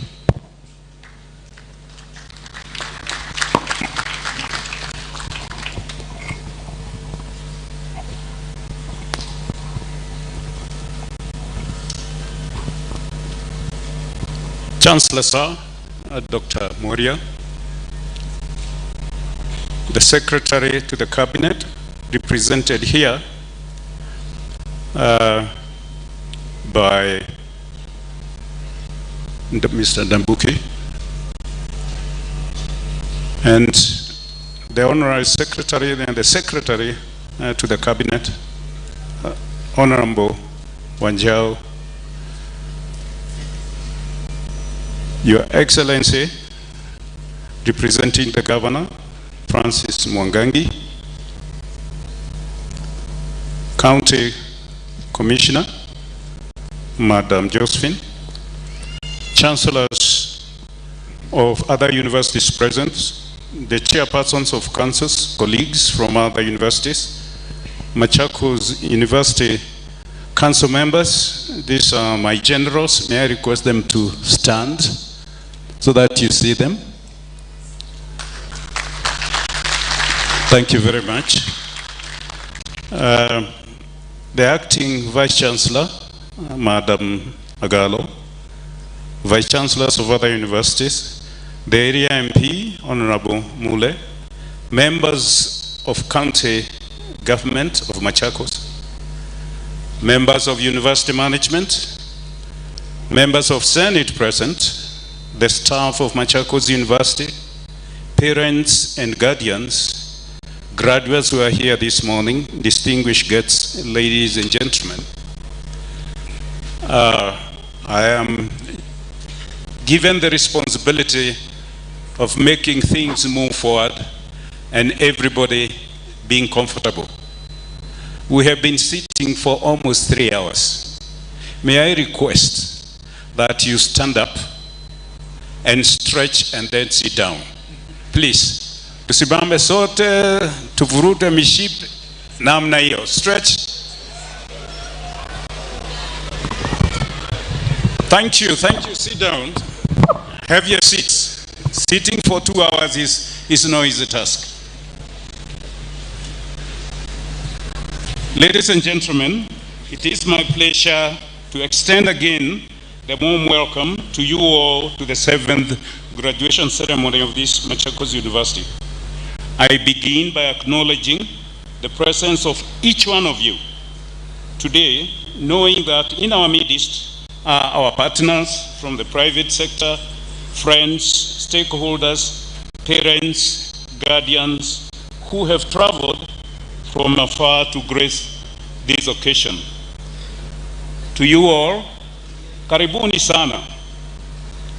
I always say our biggest client in this university are the students. No students, no university.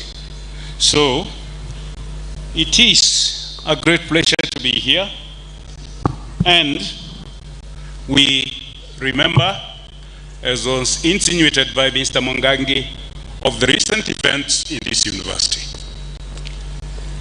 May I ask you again to stand in memory of the students we lost. 1 minute, please.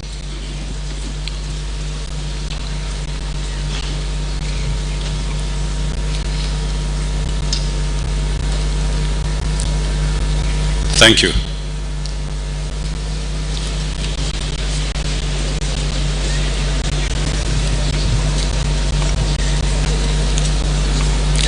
This being my first graduation of Machakos University that I am attending and presiding together with my colleagues here as the chairman of the University Council, and since my appointment by the government of Kenya, allow me to sincerely thank the government through the Ministry of Education, represented here by the CSS representative, Mr. Ndabuki, for appointing me as chair of Machakos University Council.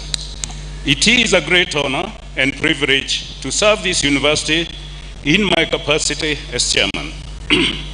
I humbly and with great pride recognize the presence of my council members, whom I enjoy collegiality for the benefit of this great university.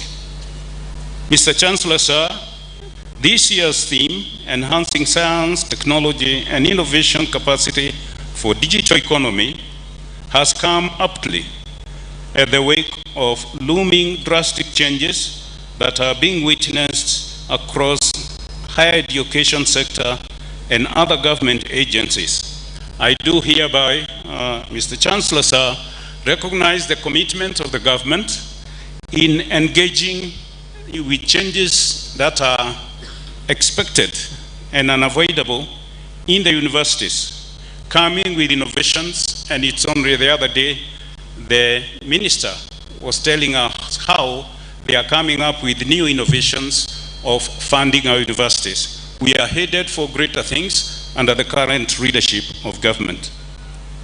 Ladies and gentlemen, we need to focus more on prudent utilization of resources, financial sustainability, and focus on performance to ensure Kenyans, the citizens, receive services efficiently. As was mentioned by His Excellency the President recently during the launch of the performance reports of ministries and parastatals, the emphasis was performance measurement from top to bottom. Performance measurement criteria which are measurable, from the CEO to the lowest cadre of staff. I promise, under my eye, on behalf of the government, this will happen in this university. There is concern over adoption of university management structures, with all due respect, and other academic programs from our older or mother universities by newly chartered universities like Machakos University, without having their own niche or area of specialization. And this is also witnessed in the way we manage our resources. It is against this background that universities are being encouraged to avoid just inheriting what came from their mother universities. Just as you are told, there is no land anymore from your parents. You have to move on and inherit education. Even we as a young university, there isn't much more we can get from the systems and structures of our mother universities. We have to find our own. And Machakos has started doing that, as you have heard about the partnerships and the innovations which are happening, our competitiveness and engagement of the private sector. So we are challenged to establish our own systems and structures and programs that are unique and consumerate to our niche here at Machakos. Therefore, we will continue to build partnerships with industry, such as Konza Metropolis, Huawei, Chiatin City Vocational College in China, and Jiri Center, in line with our science, technology, engineering, and mathematics niche. We are going to change for the better in the coming years. My council and I have put in place and continue to put in place mechanisms to ensure that the university adopts and leverages on technology as a means to save money and streamline operations while weeding out corruption and inefficiency. This has been the pain in so many sectors of our country. We have confessed it is happening, and we must commit to getting rid of it. So if you are in that, if we call it niche, there is no future for you in this university. We must clean our university. We continue to steadily progress towards STEM, where we are aligning our programs to the government's blueprint economy and the emphasis on digitization for efficiency and management of resources and weeding out corruption, as I said. Indeed, today we are graduating our first cohort of students in engineering following the recognition of our programs by the Engineering Board of Kenya. It is at this juncture that I thank Kenyatta University for the relationship we have had as her former constituent college. As a result of a memorandum of understanding signed between us and our engineering students have been graduating from KU in the past, but now with our accreditation, they are graduating from here. Ladies and gentlemen, the road ahead will be tough as we gear towards embracing digital economy. This will mean rationalization of staff and academic programs by the university. The times ahead will be tough, and as a university, we have started engaging our stakeholders in readiness for any eventuality of the drastic changes that may arise. After digitization, the university processes in line with the government's agenda and directives. Mr. Chancellor, sir, as I conclude, allow me to pass my hearty congratulation messages to our graduates on their well-deserved achievements and success. I would like to request and to ask them to remember that day when they were walked by their parents to kindergarten or nursery class. Think about it. And here you are this morning.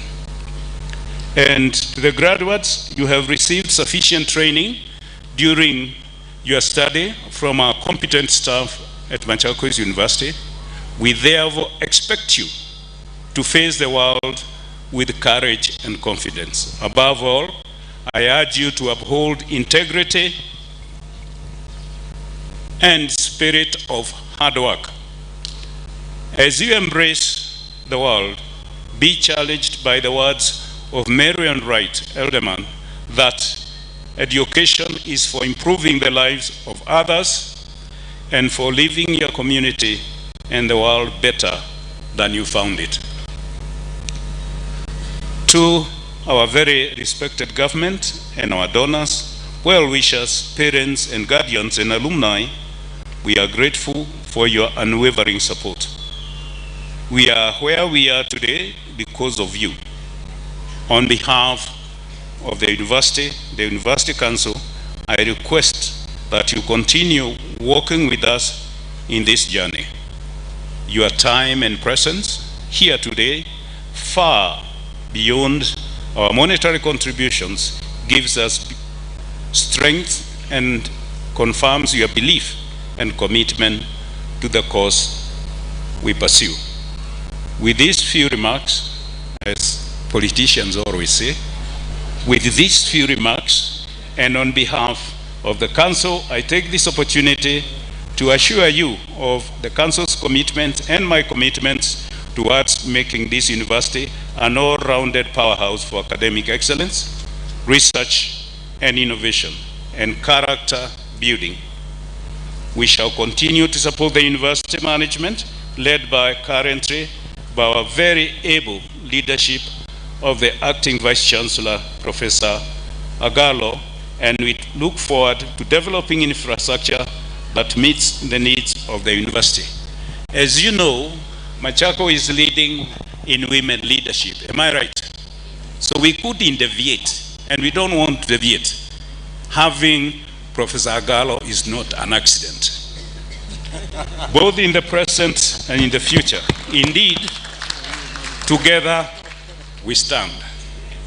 Once again, congratulations to the class of 2022 in our hope that you will have a positive and lasting impact on the society you'll be serving. Thank you and God bless you. Mr. Chancellor, sir, may I have your permission to invite the representative of the Cabinet Secretary, Ministry of Education, to come and address the Assembly. Thank you very much again, and God bless you.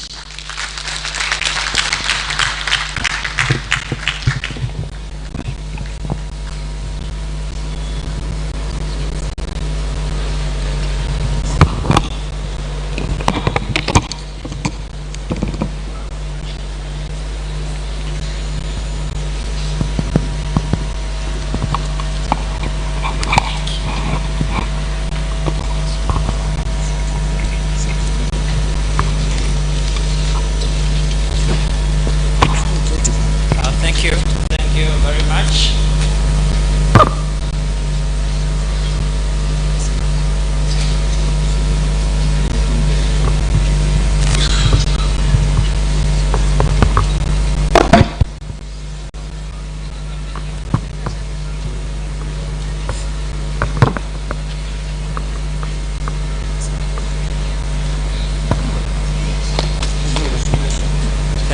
Thank you. Can I have some more volume on this?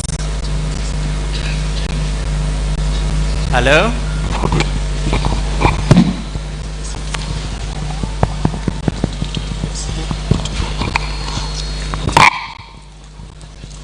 Okay, thank you. I want to believe that everybody is hearing me.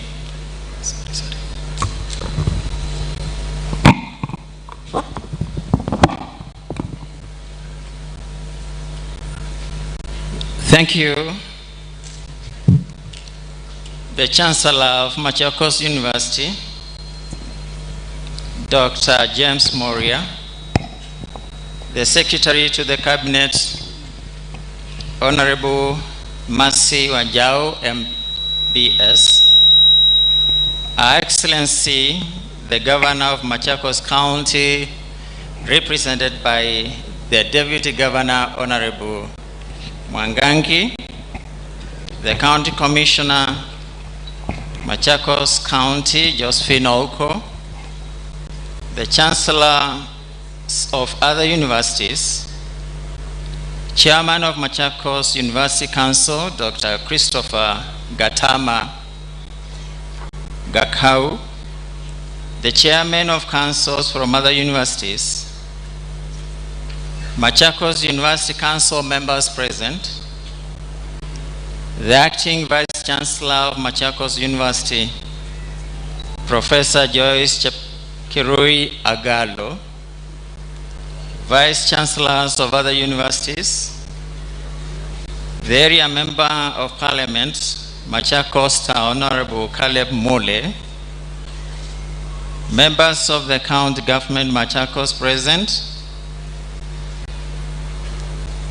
members of Machakos University Management Board, members of University Senate, the staff of Machakos University, parents and guardians, graduates, distinguished guests, ladies and gentlemen. I'm here present to be able to read to you a speech by my Cabinet Secretary in charge of the Ministry of Education, the Honorable Ezekiel Machogu, CBS, on the occasion of the 7th graduation ceremony of Machakos University on Friday, 28th April 2023. Good morning, all of you. Good morning once more. First and foremost, before I can be able to read the speech, let me appreciate this day that God has allowed us to congregate here as we celebrate the graduates of Machakos University. I also want to appreciate the warm welcome to this university, Machakos University, by the council, the vice chancellor, and all members of the university and the entire community of Machakos University. I can't take it for granted, and therefore I'm very grateful. I want also to bring to you greetings from the minister himself, Ezekiel Machogu, who is on another assignment and could not be with us today here. Equally, I want also to bring greetings from the Principal Secretary in charge of Higher Education and Research, Dr. Beatrice Inyangala, who is also on another assignment. May I now read the speech by the minister. I am pleased to join the Machakos University community during this important occasion of the 7th graduation ceremony. I congratulate the graduates who have brought us together to witness this momentous occasion of their graduation. I take this opportunity to acknowledge the parents, guardians, lecturers, and the government for their contributions towards this great success. We note that this is the first physical graduation of the university following the global COVID-19 pandemic. Ladies and gentlemen, this year's theme, Enhancing Science, Technology, and Innovation Capacity for the Digital Economy, is mostly relevant to the country's agenda for economic development. In the recent past, Kenya has embraced scientific advances and technological transformation as key drivers for informing our digital economy blueprint aspirations. It is in this context that I challenge higher education institutions in Kenya, such as Machakos University, to contribute to the development of the knowledge economy. They should strive to achieve this since their key mandates include teaching, research, and community service or engagement in various activities that demonstrate measurable social impact. To this end, research, innovation, and technology transfer have the ability to create, distribute, and exploit knowledge. That is a major source of competitive advantage, wealth creation, and improvements in the quality of the lives of our citizens.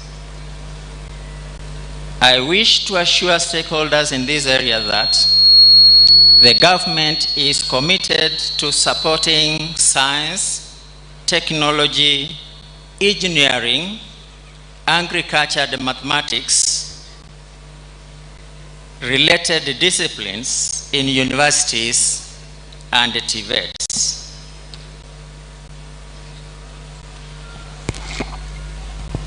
Your graduation theme is also in tandem with the Sustainable Development Goals adopted by the United Nations, the African Union Agenda 2063, the Vision 2030, and the Kenya government's bottom-up economic transformation agenda and digitalization. It is indeed clear that science, technology, and innovation as reflected in Kenya's digital blueprint will ensure our survival in this era going forward. And I want to lay a lot of emphasis on this issue of science, technology, and innovation, and even creativity for that matter. Because we as a government, we believe when we are enhancing on matters of science and technology, we want to be able to say we have been able to establish that science, technology, innovation are key drivers into our economic growth and development. And therefore, we are encouraging all of us and all our institutions of higher learning to be able to lay a lot of emphasis in this area because we believe in it and we know it's going to work for us as a nation. And therefore, a lot is going to be happening and a lot of support is going to be going to our institutions of learning and even to our universities. And I want to be able to join those who were before me by declaring that the Minister of Education will remain a key partner, not only here in Machakos University, but also we shall be supporting in infrastructure development and also on matters of funding in our universities so that we can ensure that our education remains competitive and is accessible to all Kenyans wherever they are.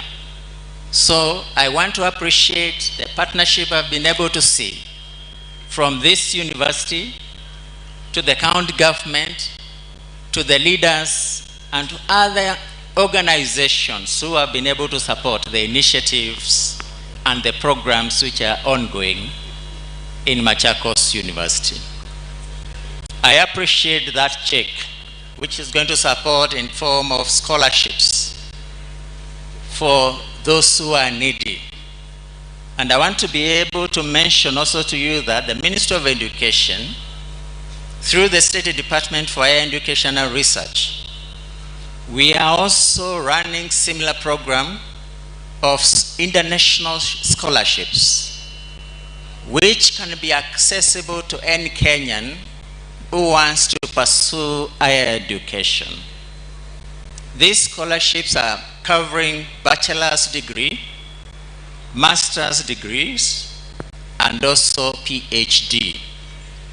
And soon, and not later, you'll be seeing us advertise in our social media, in our electronic media, and even in our newspapers, among others, so that all those who are interested can be able to apply and access these scholarships from our international partners and friendly nations. Kindly keep watch and be able to access those funds. The main features of this digital economy are to improve delivery of goods and services, contribution to economic growth, expansion of business opportunities, including e-commerce, creation of new jobs, improvement in public services, and transparency and accountability. Indeed, His Excellency the President, Honorable Dr. William Samoei Ruto, during the 59th Jamhuri celebrations in Nairobi, themed Connect, Innovate, and Inspire, committed to install 100,000 kilometers of digital highway in form of fiber optic cables to enable internet access in every part of the country. This progressive initiative is expected to serve 29,000 schools, 26,000 markets, and 8.5 million homes with access to electricity. The digital evolution will change how Kenyans access government services, browse the internet, and from the digital space, secure employment and access to education. It is glaringly clear that Kenya is claiming its space within the global digital economy. Ladies and gentlemen, today I call upon Machakos University to take up the challenge of equipping a new generation of tech-savvy, socially responsive, globally oriented talent. The university can do so by developing programs that take cognizance of the emerging opportunities to address the needs of society and industry in a sustainable manner. Towards this end, the university could contribute immensely towards the realization of digital economy policies and the underlying frameworks, which have become mainstreamed within nation states that seek to transform their overall economic outlook. To the graduates, as you join the alumni of this fine institution, I leave you with the words of Maya Angelou. You may encounter many defeats, but you must not be defeated. You must combine hope, courage, and resilience as you face the challenges that life would subject you to. Further, I recognize the goodwill and support from parents, guardians, and well-wishers who have immensely contributed to your present success, knowing that it takes a village to educate a child.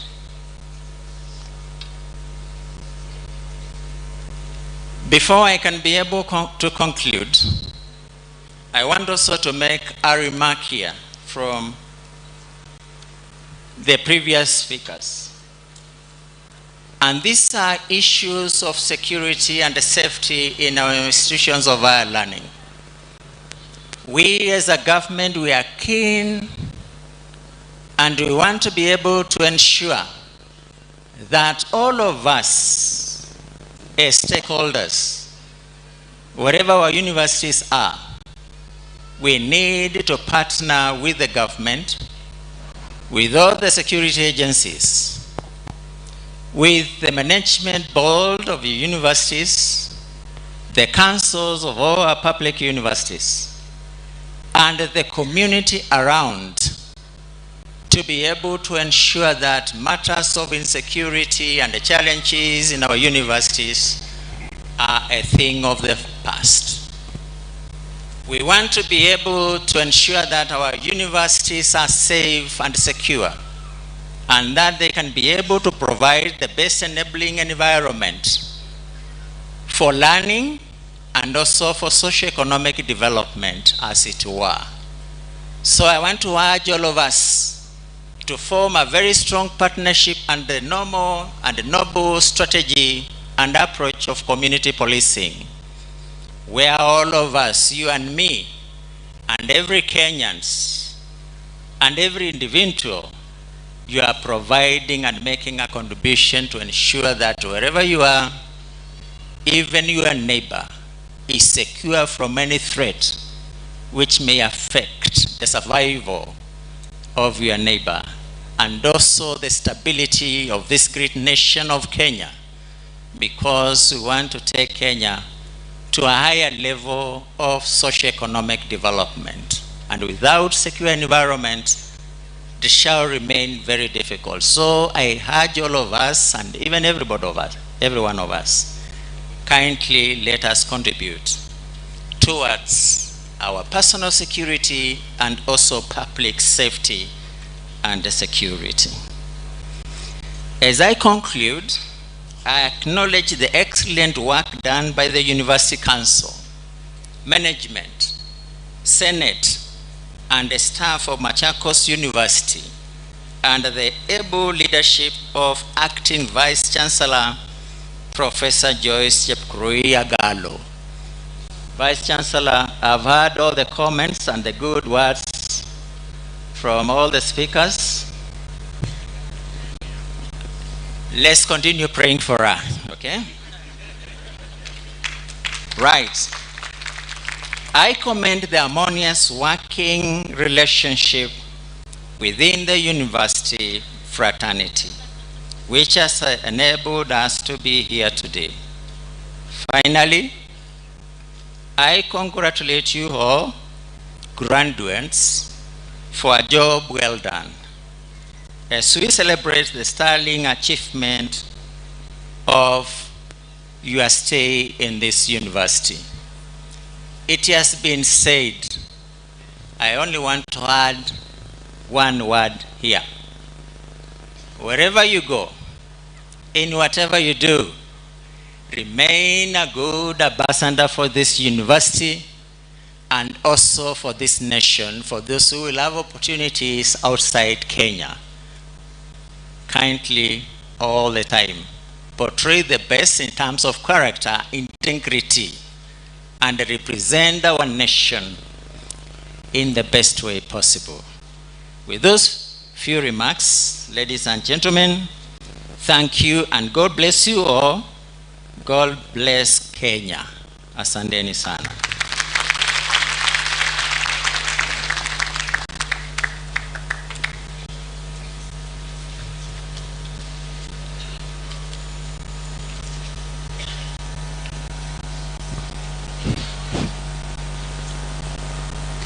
Thank you very much, Mr. Ndambuki, for ably representing the Cabinet Secretary.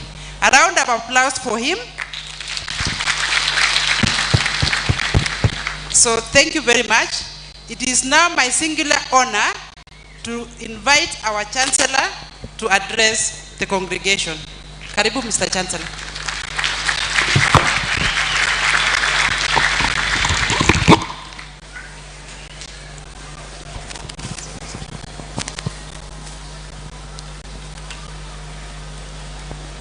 Thank you very much. Thank you very much. The representative of the Cabinet Secretary, Ministry of Education, Dr. Francis Ndambuki, Secretary to the Cabinet, Honorable Mercy Wanjao, MBS,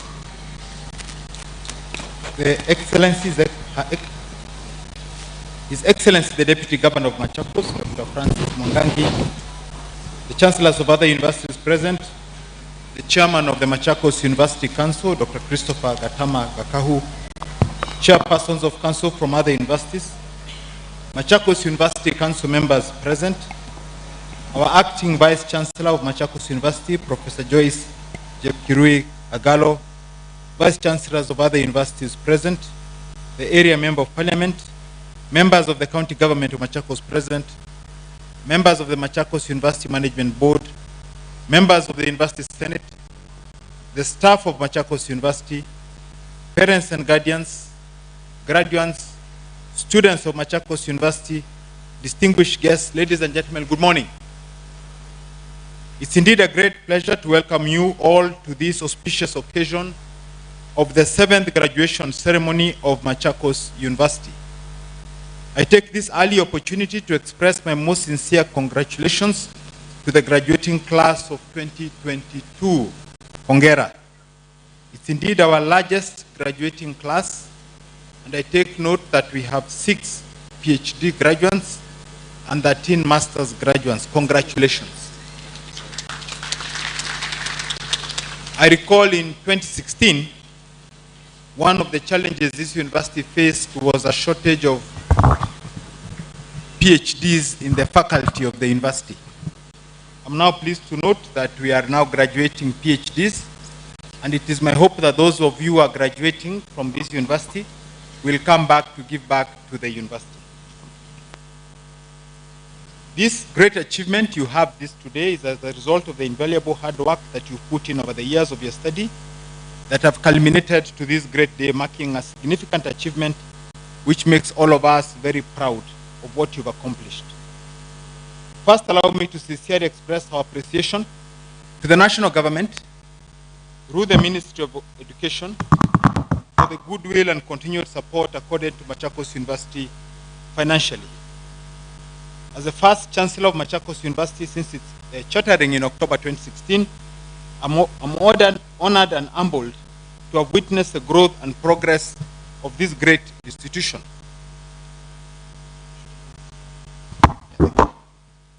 Thank you very much. Professor Gallo mentioned that in 2016 we had 7,000 students. Today we are at 11,000 students. I'm honored and humbled to have witnessed the growth, and today I'm proud to report that we've made significant strides, steadily striving to enhance science, technology, and innovation capacity. This will progressively contribute to sustainable economic growth and development in not only Machakos University, but the surrounding community, Kenya at large, and the globe. The university is endowed with diverse talent, and I reaffirm my commitment to Machakos University of ensuring that the university meets and advances its core mandate to its stakeholders and the community at large. Ladies and gentlemen, as we celebrate the success of these young men and women who have gone through a rigorous process of training to serve our diverse communities, we are alive to the fast-changing world that is embracing transition to a digital economy, with technology and innovation becoming key drivers of growth and development. This year's theme, Enhancing Science, Technology and Innovation Capacity for the Digital Economy, is in line with Kenya's digital economy blueprint. As the university steadily churns a niche in science, technology, engineering, and mathematics, the university is encouraged to continue aligning our programs in order to ensure that she contributes significantly to the three main components of the digital economy, namely e-business, e-business infrastructure, and e-commerce. And this morning we had the honor and privilege of launching the Ajiri Digital Center, which will play a role in enhancing these objectives. As young and vibrant graduates, you are well positioned to take advantage of this shift and become leaders in this new era of digital transformation. Honorable Cabinet Secretary, the university has established robust partnership with various industry players and research institutions to foster innovation and research as a cutting edge for this university. In other areas, we established the Chancellor Scholarship Fund in 2016 as a CSR program to ensure that all capable but financially needy students would have an opportunity to pursue their education in this university. So far, this scholarship has benefited 84 students. This is covering first year to fourth year. Out of those 84, 45 have graduated, and today we've had the pleasure to award an additional 25 full scholarships. I also take this opportunity, cognizance that 2 of the Chancellor Scholarship beneficiaries, one of whom you heard today, Chalom Be the Winfred, and Sikuku Perpetua, today will be graduating with first-class honors in the School of Engineering, Bachelor of Science, Electrical and Electronics Engineering. Let's put a round of applause for them. I also wish to thank the constituency for making a contribution towards bursaries, towards this particular endeavor.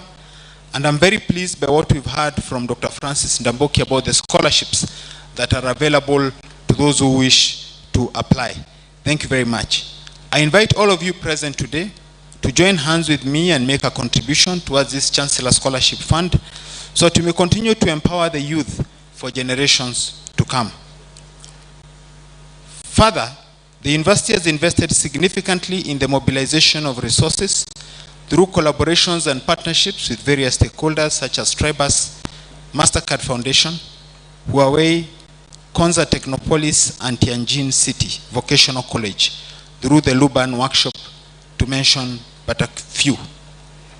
Although Machakos University is a relatively young institution, having been awarded the charter in 2016, the university is quickly establishing herself as one of the most attractive universities in Kenya, more so in the county and its environs. The university offers industry-aligned programs and has taken positive strides in innovation, research, and technologies. These achievements would not have been possible without the tireless efforts of the Machakos University Council, led by the chairman, Dr. Francis Gatama Kakahu, and the management team, led by the acting vice chancellor, Professor Joyce Agalo. I wish to add my voice to those who've endorsed the leadership of Professor Joyce Agalo. Indeed, when I joined this university as chancellor, she's the one who welcomed me as the deputy vice chancellor of academic affairs, and she has the institutional memory that this institution requires to progress to the next level. So, Dr. Francis Ndamboki, you may wish to add the voice of the chancellor as you consider this particular issue. I am grateful for the unwavering commitment to the university's vision and mission, and the dedication to advancing the interests of our students and faculty. As Chancellor, it is my duty to ensure that our university upholds the highest standards of academic excellence, research, and innovation. I'm proud to say that Machakos University has exceeded all expectations, with our graduates making significant contributions in various fields, both locally and internationally. I urge you, the graduating class of 2022, to carry out this tradition of excellence and make us even prouder in the years to come. To the graduates and the graduating class of 2022, today signifies the end of one journey and the beginning of another. As you get rewarded and celebrate the personal and professional skills and capabilities that you've acquired in the course of your study at Machakos University, this will contribute to your growth and success in the future. As you go forth in the world, I leave with a quote from Steve Jobs, who said, "Innovation distinguishes between a leader and a follower." In this digital era, innovation is a key to success. And I have no doubt that you have what it takes to be leaders in your respective fields. I urge you to embrace innovation, to take risks, and to be bold in your endeavors. Remember that success is not an accident, neither is it about avoiding failure. It is an attitude, and an attitude is a choice. I believe this was also mentioned by the alumni who spoke before me. Choose to succeed by changing your attitude and taking chances to embrace changes in the fast-moving world. I also wish to thank the national government through the various agencies such as the Commission for University Education, the National Treasury, the Ministry of Education, the county government, and all other partners for your continued support. The government continues to support this institution financially through the provision of recurrent expenditure. The university will continue to discharge its mandate effectively and efficiently because of the support that we have and will continue to receive from our various stakeholders. Further, the university will continue to explore various activities and engagements in a bid to mobilize additional resources to supplement the government funding. Even as we seek to diversify revenue sources, we appeal to the government to increase our funding, or the funding allocated for us, particularly to complete some of the projects. And one such project is the tuition and administration block, which at the time when we received the charter was under construction. And your CS and Madam Secretary to the Cabinet, it is still under construction. It is 72% complete. We just need a little bit of money to complete it and for it to start offering value. If we can get any assistance towards the completion of this particular block, it would go a long way towards enhancing the aspirations of this institution. I thank the members of staff for their service to the university. Your dedication and commitment to this institution have not gone unnoticed, and we are grateful for all that you have done and continue to do. I wish to affirm that the Chancellor and the University Council will continue to work with the university management towards creating and nurturing an all-time conducive work environment for improved staff morale, productivity, and institutional effectiveness. I also thank the parents and guardians for supporting all the graduates who are graduating today. Your work has not been in vain. We thank you for contributing to our dream. The dream of delivering a well-educated citizen who can establish a great family, build a better Kenya, and a better world defined by the human ideals of truth and goodness. Once again, congratulations to the graduating class of 2022. It is our hope that you'll have a positive and lasting impact in the society, and you'll be worthy ambassadors of Machakos University. In the words of Rascal Flats, I say my wish for you is that this life becomes all that you want it to. Your dreams stay big, your worries stay small, and that you never need to carry more than you can hold. Thank you very much. God bless you all. God bless Machakos University. God bless Kenya.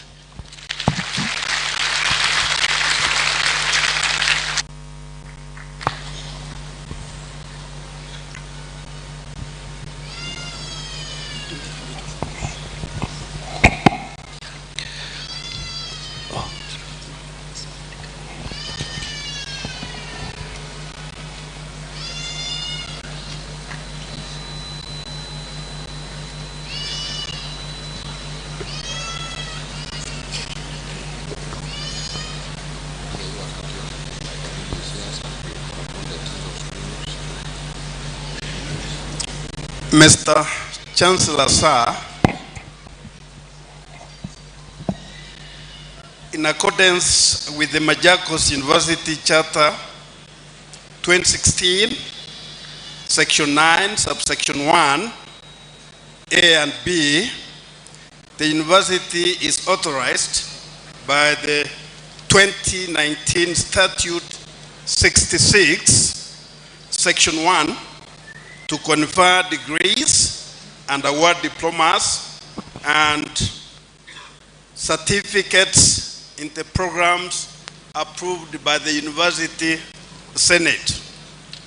Mr. Chancellor, sir, in the 2021-2022 academic year, 1,261 graduates satisfied the respective school boards of examiners and the University Senate for the award of various degrees, diplomas, and certificates of Machakos University, which certificates will be available starting 29th of May of 2023, except for the PhD certificates, which the Chancellor will award now and today.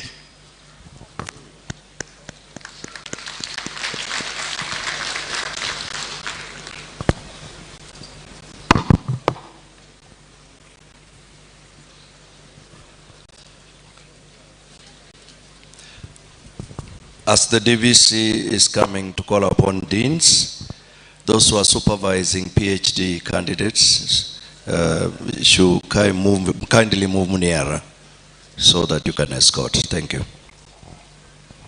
Mr. Chancellor, sir, allow me to call upon the deans of the respective schools to present their graduates to you for the conferment of the various Doctor of Philosophy degrees of Machakos University in the following order. School of Business, Economics, Hospitality and Tourism Management. School of Education. School of Humanities and Social Sciences.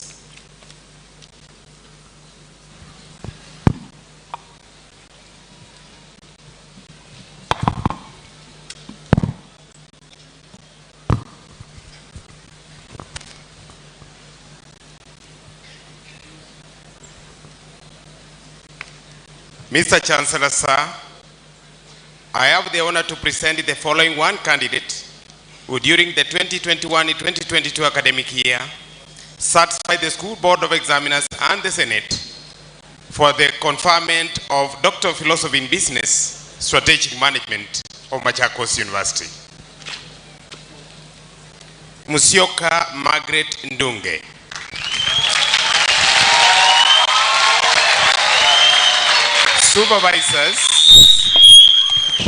Supervisors, Professor Robert Arasa and Professor Charles Ombuki. Title of the thesis: Porter's Generic Competitive Strategies, Alliance Partnerships, and Performance of Mobile Telephone Network Service Providers in Kenya. She would be escorted and hooded by the supervisors.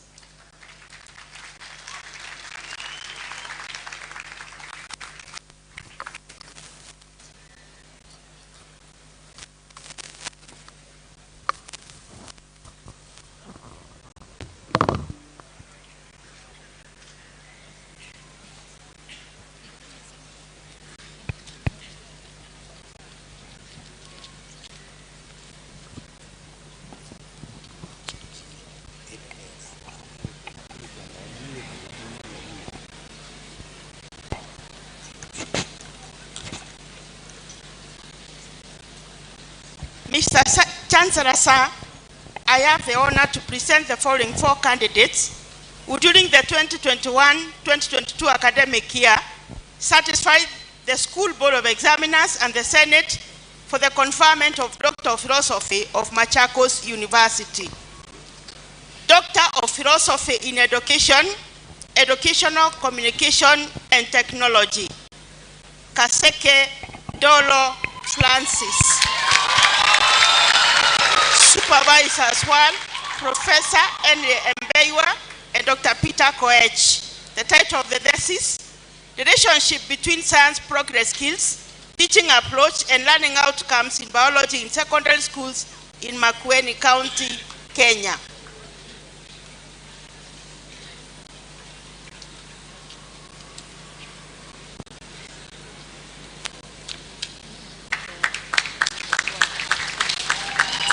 Doctor of Philosophy in Education and Technology, Mulunje Mele Mbatha.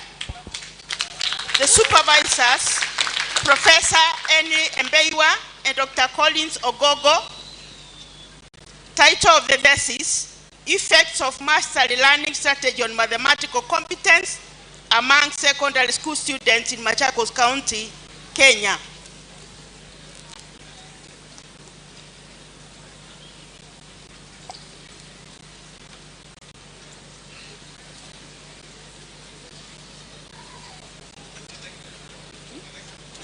Another one. Then the next candidate, Doctor of Philosophy in Education, Educational Administration, Mochai Jamima.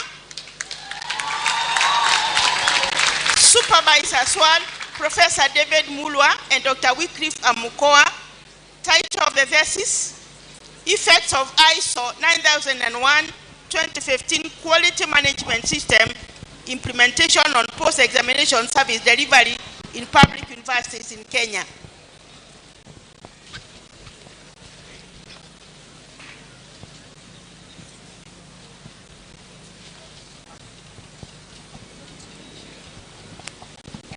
Next, Doctor of Philosophy in Educational Psychology, Sami Shedrack Kitu. Supervisors were Dr. Peter Koech and Professor James Mwola. Title of the thesis: Influence of Competence-Based Curriculum on Creativity Learning Outcomes among grade 4 pupils in Makueni County, Kenya.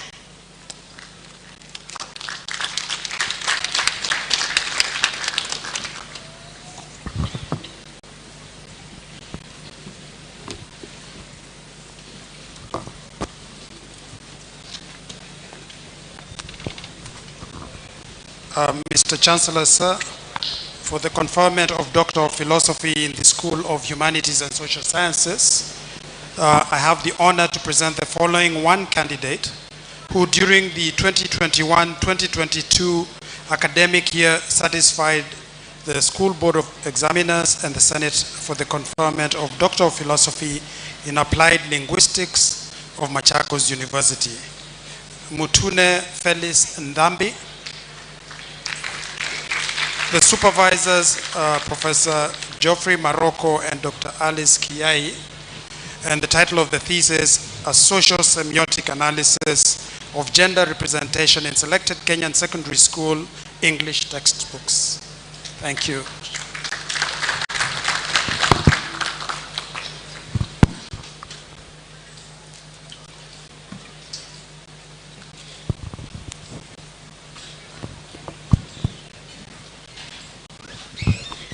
Mr. Chancellor, sir, it is now my honor to present to you graduates for the conferment of various Doctor of Philosophy degrees of Machakos University.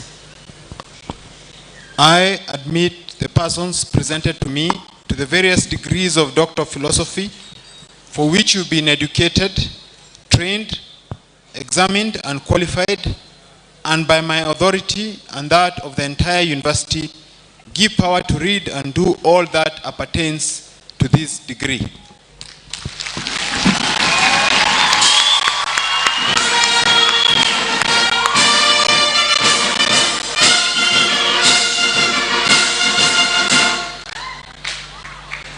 Thank you. Congratulations, and we request you to remain where you are for a photo session with the guests and the Chancellor being the one to frank this photo session. Photo session, please. We invite the chief guest also to frank this photo session. It's a wondrous occasion, wondrous occasion.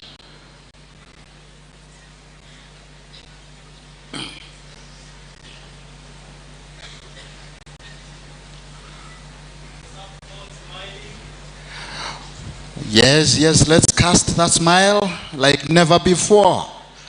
Let's appreciate them. Thank you so much. Thank you, thank you, thank you. You may resume your seats.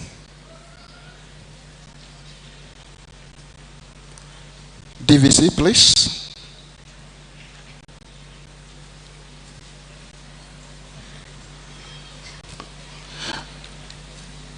Mr. Chancellor, sir, allow me to call upon the deans of the respective schools to present their graduates to you for the conferment of various master's degrees of Machakos University in the following order.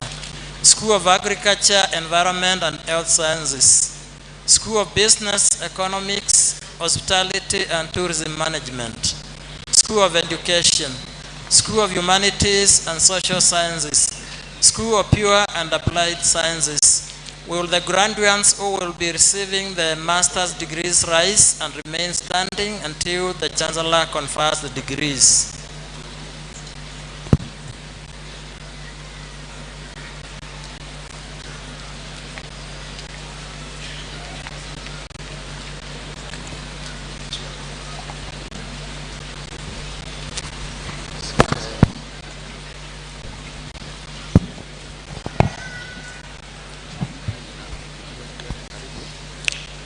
Mr. Chancellor, sir, I have the honor to present the following one candidate who during the 2021-2022 academic year satisfied the School Board of Examiners and the Senate for the conferment of Master of Science in Agribusiness Management of Machakos University, Mwenda Evans.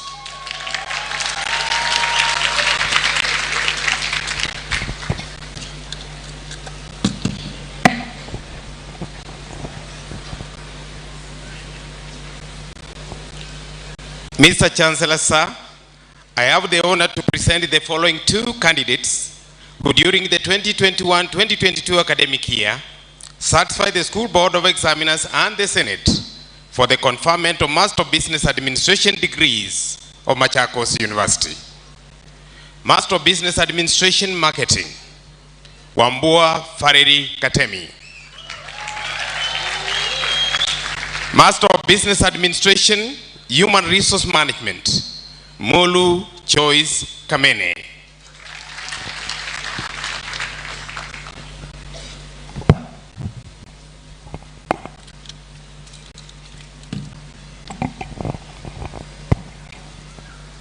Chancellor, sir, I have the honor to present the following 4 candidates who during the 2021-2022 academic year satisfied the School Board of Examiners and the Senate for conferment of various Master of Education degrees of Machakos University.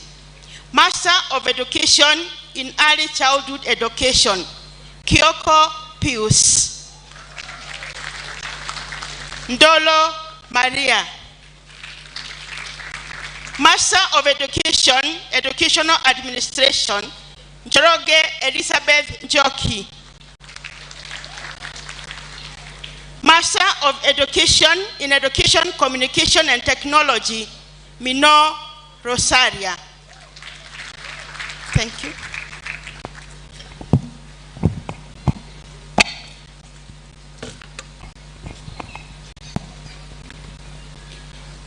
Mr. Chancellor, sir, I have the honor to present the following 5 candidates who during the 2021-2022 academic year satisfied the Board of Examiners and the Senate for the conferment of various master's degrees of Machakos University. Master of Arts in Kiswahili, Muya Shadrack Tete. Master of Arts in Literature, Nduku Mulei. Mukaya Gloria Kemunto. Osubo Joel Atuti. Master of Arts in Applied Linguistics, Mutunga Dorothy Katunge.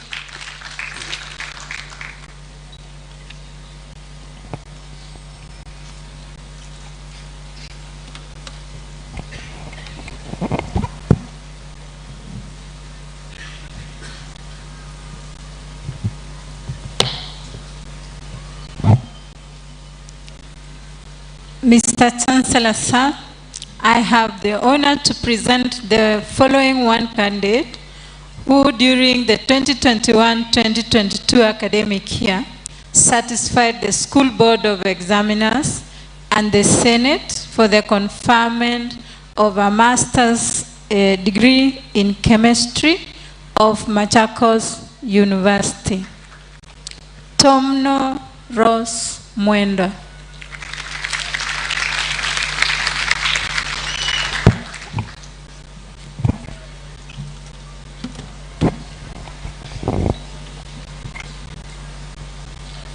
Mr. Chancellor, sir, it is now my honor to present to you graduates for the conferment of various master's degrees of Machakos University.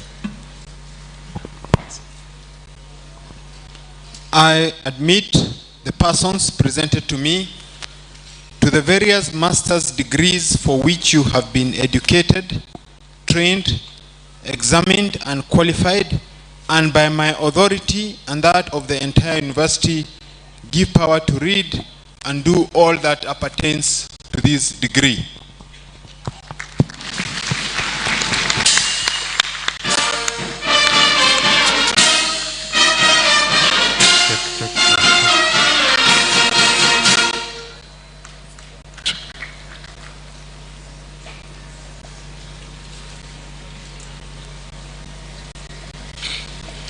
Mr. Chancellor, sir, allow me to call upon the deans of respective schools to present their graduates to you for the award of various diplomas and certificate of Machakos University in the following order: School of Business, Economics, Hospitality and Tourism Management, School of Education, and School of Engineering and Technology.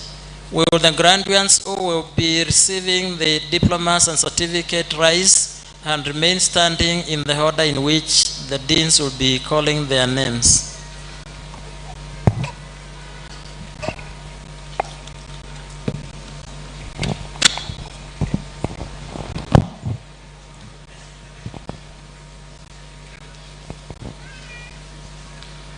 Mr. Chancellor, sir, I have the honor to present the following 4 candidates who during the 2021-2022 academic year certified the School Board of Examiners and the Senate for the award of various diplomas of Machakos University. Diploma in Procurement and Supply Chain Management, Credit 1, Macau, Wambua.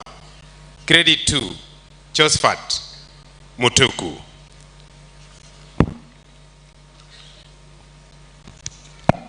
Mr. Chancellor, sir, I have the honor to present the following one candidate who during the 2021-2022 academic year certified the School Board of Examiners and the Senate for the award of Certificate of Machakos University.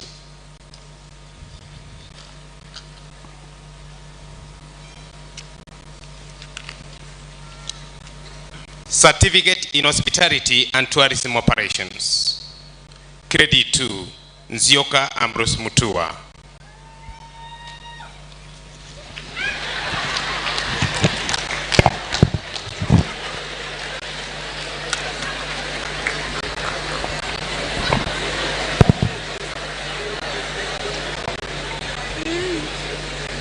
Mr. Chancellor, sir, I have the honor to present the following 14 candidates who during the 2021-2022 academic year satisfied the School Board of Examiners and the Senate for the award of various diplomas in education of Machakos University.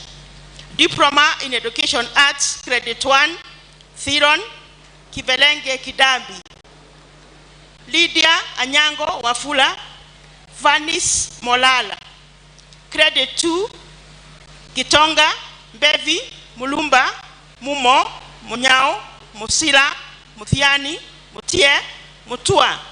Diploma in Education Science, Mutiso. Thank you.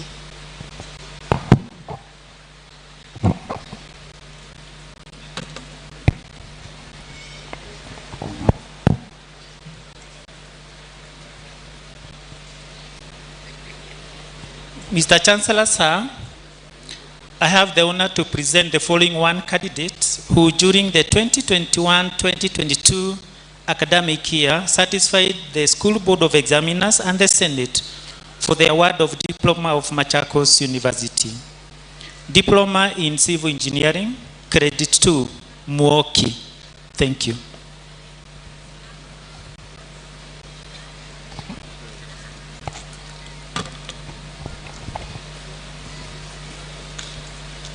Mr. Chancellor, sir, it is now my honor to present to you graduates for the award of various diplomas and certificate of Machakos University.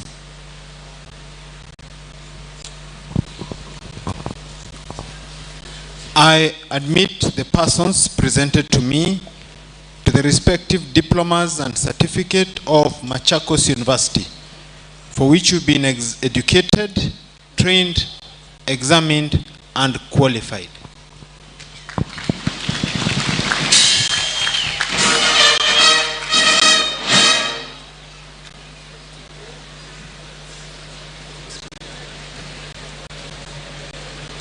Mr. Chancellor, sir, allow me to call upon the deans of respective schools to present their graduates to you for the conferment of the various bachelor's degrees of Machakos University in the following order. School of Agriculture, Environment and Health Sciences. School of Business, Economics, Hospitality and Tourism Management. School of Education. School of Engineering and Technology. School of Humanities and Social Sciences, and School of Pure and Applied Sciences. Will the graduates who will be receiving various bachelor's degrees rise in the order in which the deans will be calling their names?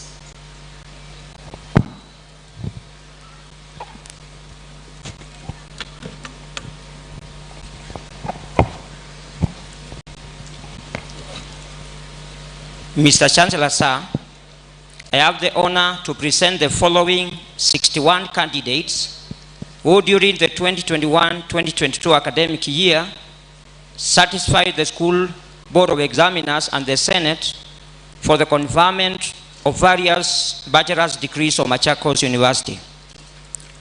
Bachelor of Science in Public Health, First Class Honors, Odimo Brian Samuel. Pongisho Ribron.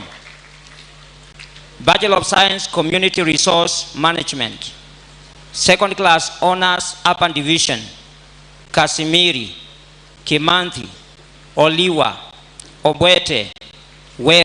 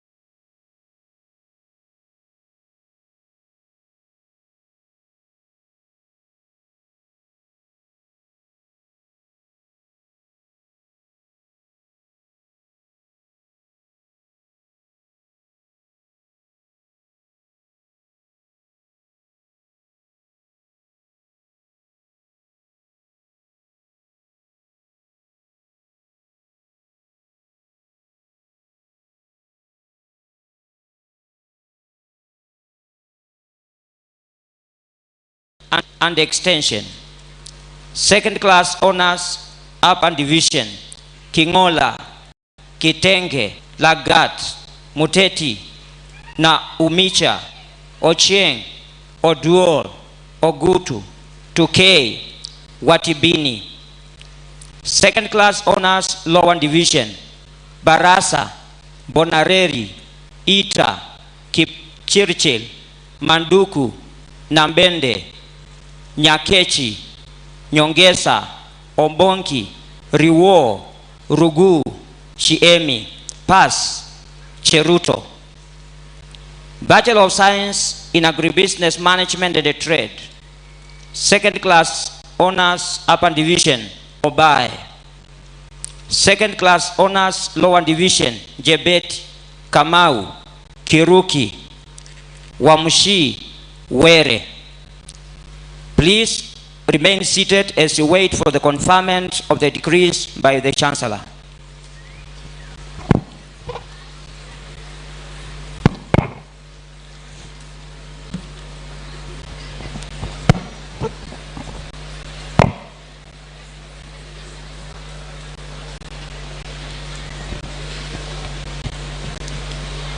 Mr. Chancellor, sir, I have the honor to present the following 281 candidates who during the 2021-2022 academic year certified the School Board of Examiners and the Senate for the conferment of various bachelor's degrees of Machakos University. Bachelor of Commerce, Finance option, second class upper division, Abakar, Mweke, Chipkoech, Karanja, Kibet, Kinywa, Kipkoech, Mackenzie, Mutua, Mwanthi, Ndolo, Nyamawi, Ochola, Oduor, Oliech, Ontiri, Ouma, Mutunga, Thairu, Wanjala, Rono. Second class honors lower division, Bosire, Chege, Chelangat, Kachuru, Kala, Kihara, Makonjo, Makworo, Mudeu, Mudwa, Mutunga, Mwendwa, Nelima, Ngenga, Ngige, Njenga, Njoroge, Ndambi, Nyamwaro, Ocharo, Onyango, Wanjiru, Wadoni, Pass, Misi, Juma, Kipukirui, Mongare, Muridi, Mwangi. Accounting option, second class honors upper division, Adhiambo, Chege, Adulo, Injene, Cherop, Koech, Chalo, Maeba, Matuko, Muidhia, Musamali, Musembi, Mudhiani, Mudhini, Mutuma, Mwelelu, Narikisho, Ndegelo, Oguta, Ombogo, Otuori, Wanjiru, Wasega, Wasike.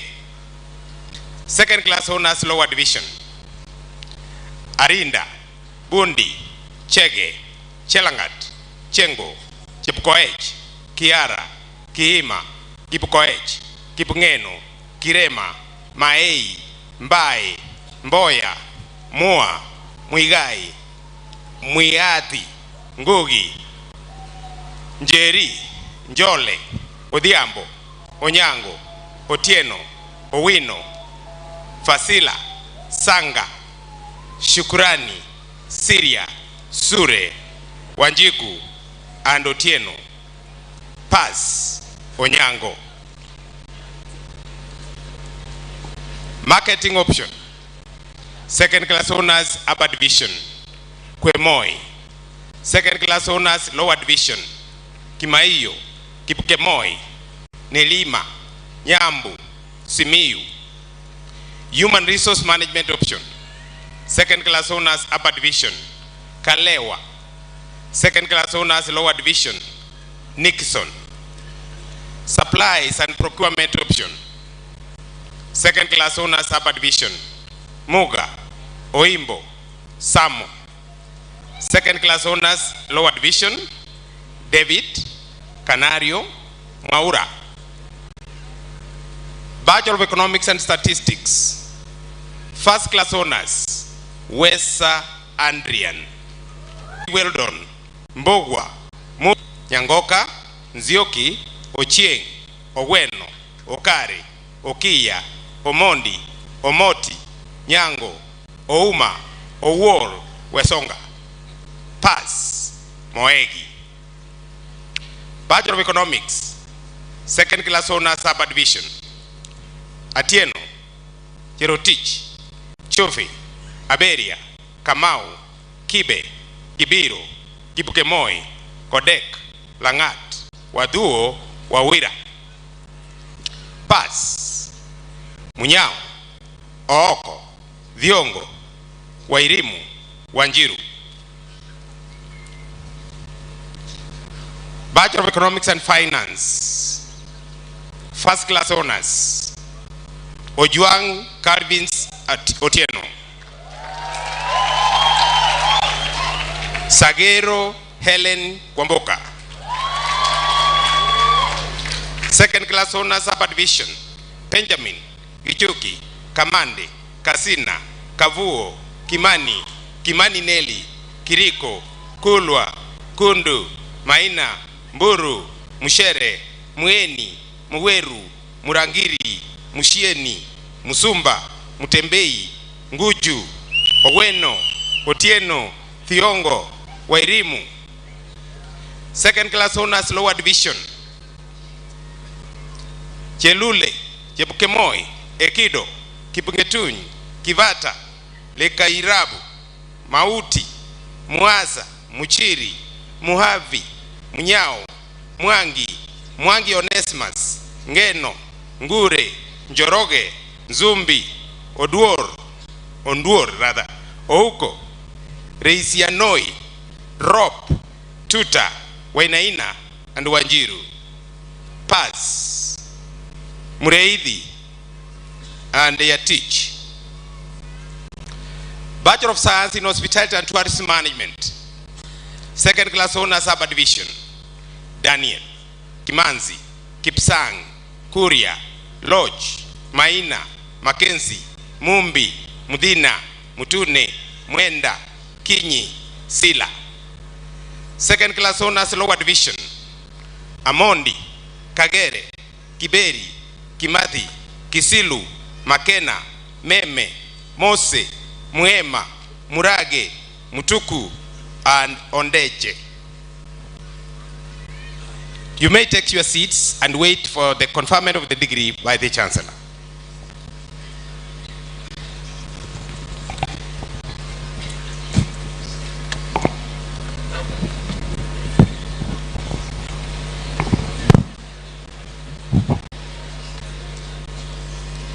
Mr. Chancellor, sir, I have the honor to present the following 426 candidates who during the 2021-2022 academic year satisfied the Board of Examiners and the Senate for the conferment of various bachelor's degrees of Machakos University. Bachelor of Education Science, first class honors, Chunguli Kennedy. Kimwele Muimi Francis. Maitei James Chalo. Munjuli Kagonya Yvonne. Nzioki Kevin Kitusa. Stephen Silikale.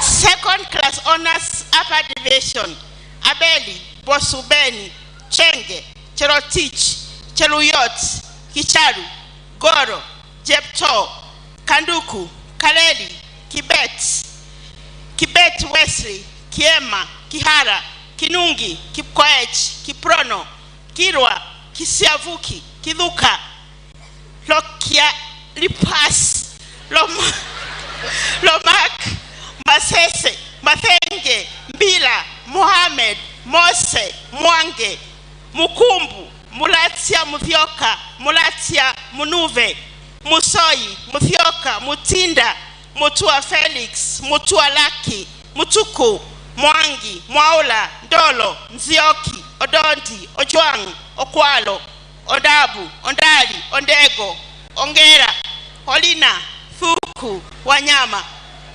Second class honors, lower division, Amolo, Bet, Chalangat, Cherotich, Etanda, Goa, Kakie, Kalai, Karioki, Kasu, Kemei, Kasiani, Kibet Amos, Kibet Robeles, Kilonzi, Kimani, Kimanji, Kimera, Kimeu, Kimosop, Kiprotich, Kipto, Kirob, Kivai, Kuria Fidelis, Kuria Gadoni, Chalo, Langat Bridget, Langat Dennis, Maina, Mangala, Mathina, Mayabilo, Mbaisi, Mbalu, Bithuka, Mukambi, Munene, Munyoki, Muthoka, Mutinda, Mutiso, Mutunga, Mwangangi, Mwendwa, Mweti, Mongera, Ndeda, Ndeke, Ndilangu, Niba, Nyambuka, Ochieng, Okego, Oluoch,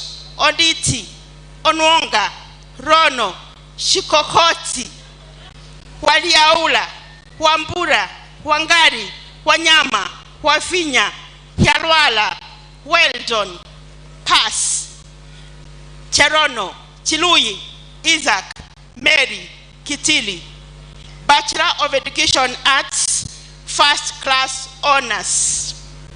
Mutua Mary Ndinda. Otieno Meshak. Shitiro Rosaline Alionya.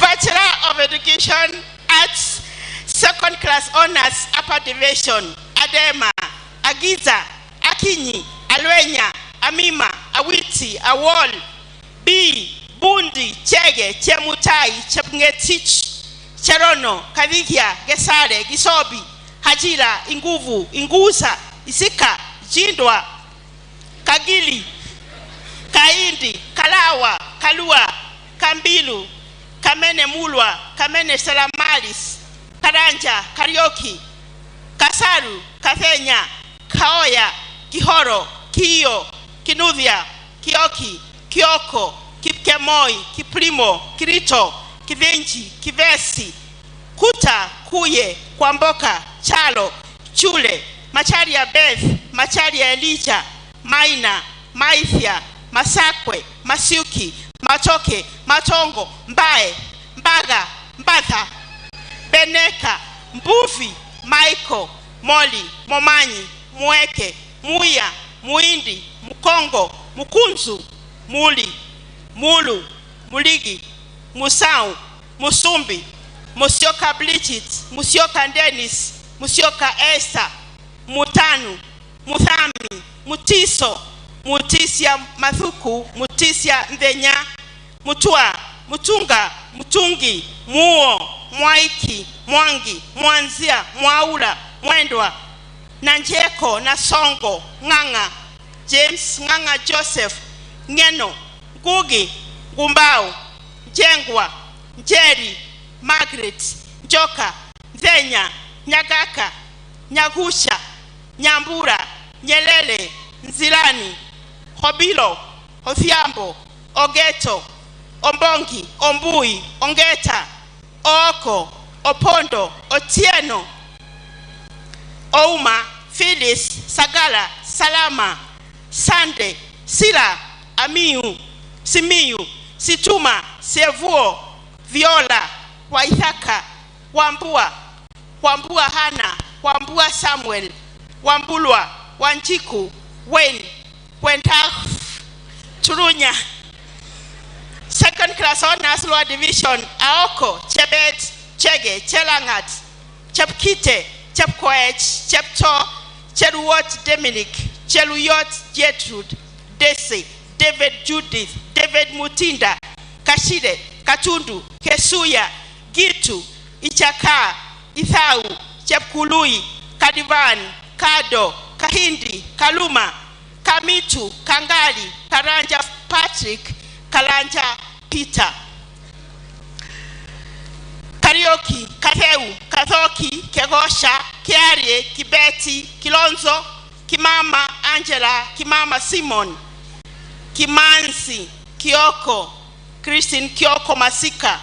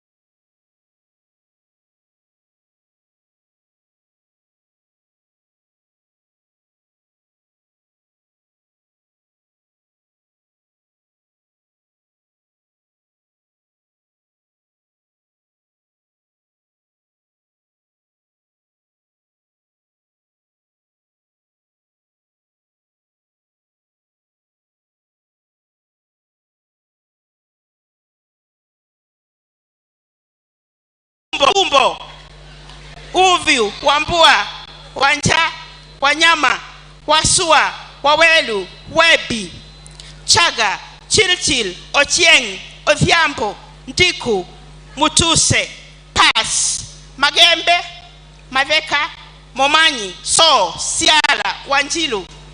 Bachelor of Education, Special Needs, Second Class Honors, Upper Division, Chacha, Maguli, Budhia, Munyes, Namusia, Nasongo, Jalamba, Oblu, Second Class Honors Lower Division, Nyamwaya, Nyaribo, Opul, Otieno, Pass, Jepkurui, Ochieng, Mburu.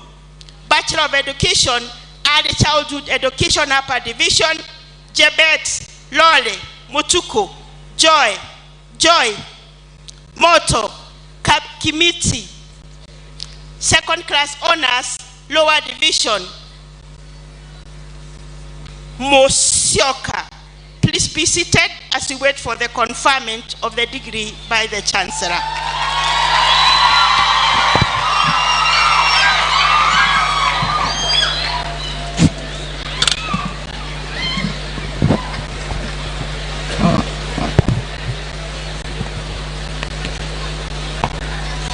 Mr. Chancellor, sir, I have the honor to present the following 251 candidates who during the 2021-2022 academic year satisfied the School Board of Examiners and the Senate for the conferment of various bachelor's degrees of Machakos University.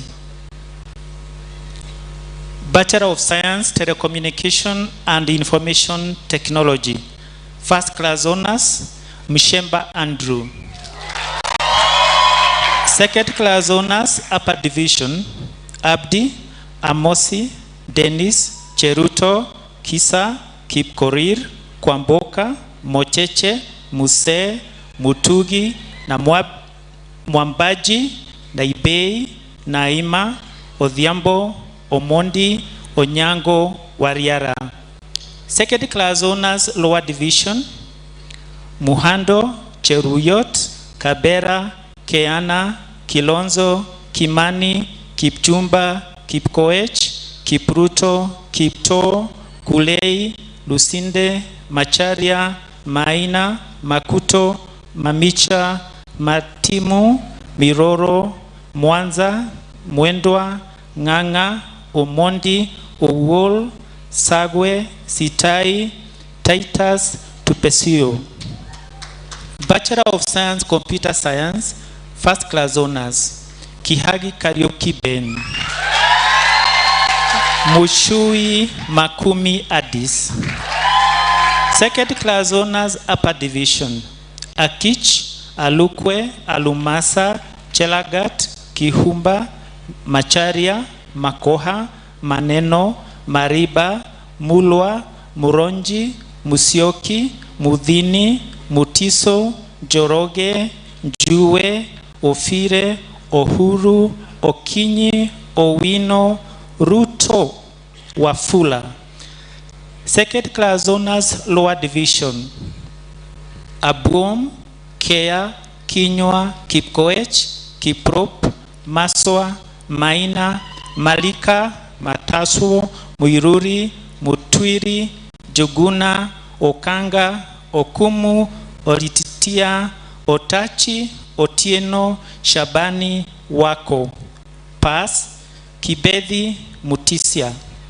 Bachelor of Science, Information Technology, first class honors, Wangare Irongo Josephine. Second class honors, upper division, Ekisa, Eruyot, Kasiki, Kipkirui, Mogere, Muriuki, Goriamendo, Omoi, Omondi, Thomas. Second class honors lower division, Celine, Cheragat, Shira, Chuma, Ireri, Karaoke, Kawawa, Kihundu, Kinyiri, Kiprotich, Bidhi, Mburu, Munini, Munyao, Mwai, Mwidhali, Dunda, Dungu, Zioka, Okecha, Rukwaro, Tabu, Dhuo, Wafula, Wanjohi. Pass, Chemngetich, Kipsang, Nyandiko, Nyongesa, Okumbe. Bachelor of Science, Civil Engineering, second class honors, upper division, Chelimo, Kafuna, Kimodho, Kipkosgei, Maigwa, Munyao, Mwangi, Deri, Dungu, Nyakundi, Oduor, Ogeke, Okeo, Omulando, Waithira, Wekesa. Second class honors lower division, Ambrose, Bade, Chemase, Inziano, Kipngeno, Kiprono, Kiprop, Kipto, Macharia. Maina, Matoroki, Munyiri, Gaira, Nganga, Ngui, Njeri, Ochako, Ochieng, Odhiambo, Omondi Clifton, Omondi Franklin, Onyango, Ouma, Rajab, Wamuyu, Wekesa. Bachelor of Science, Electrical and Electronics Engineering, first class honors, Chemngetich Gertrude. Kipngeno Shadrach. Chalo Mbithe Winfred. Moikut Kiprotich Brian. Sikuku V. Perpetua. Second class honors, upper division, Cherotich, Epare, Irungu, Jemutai, Kahura, Kang'ethe, Karoki, Kipngeno, Kipsang, Kidhinji, Kobia, Chalo, Magambo, Maridani, Muga, Munene, Mudhoni, Mutinda, Mwita, Nyambuto, Gago, Omondi, Rochtich, Sambu, Wanjala. Second class honors lower division, Amatati, Chemutai, Chepkemoi, Chepkurui, Gakuru, Kibet, Kioko, Nzao, and Somba. Pass, Asuga. Bachelor of Science, Fashion Design and Marketing, second class honors, upper division, Achieng, Oduor, Buibo, Cheserek, Mayama, Kabaiku, Munene, Muya, Ndungu, Ngubi, Nyanga, Ooko, Shijenga, Washuka. Second class honors lower division, Kipchumba, Kangongo, Kai, Kipkemoi, Kiprotich, Maina Jane, Maina Nellis, Mudhomi, Mutua, Masaja, Omwega, Ondiek, Ragira, and Wagumba. Please be seated as you wait for the conferment of the degrees by the Chancellor. Thank you, sir.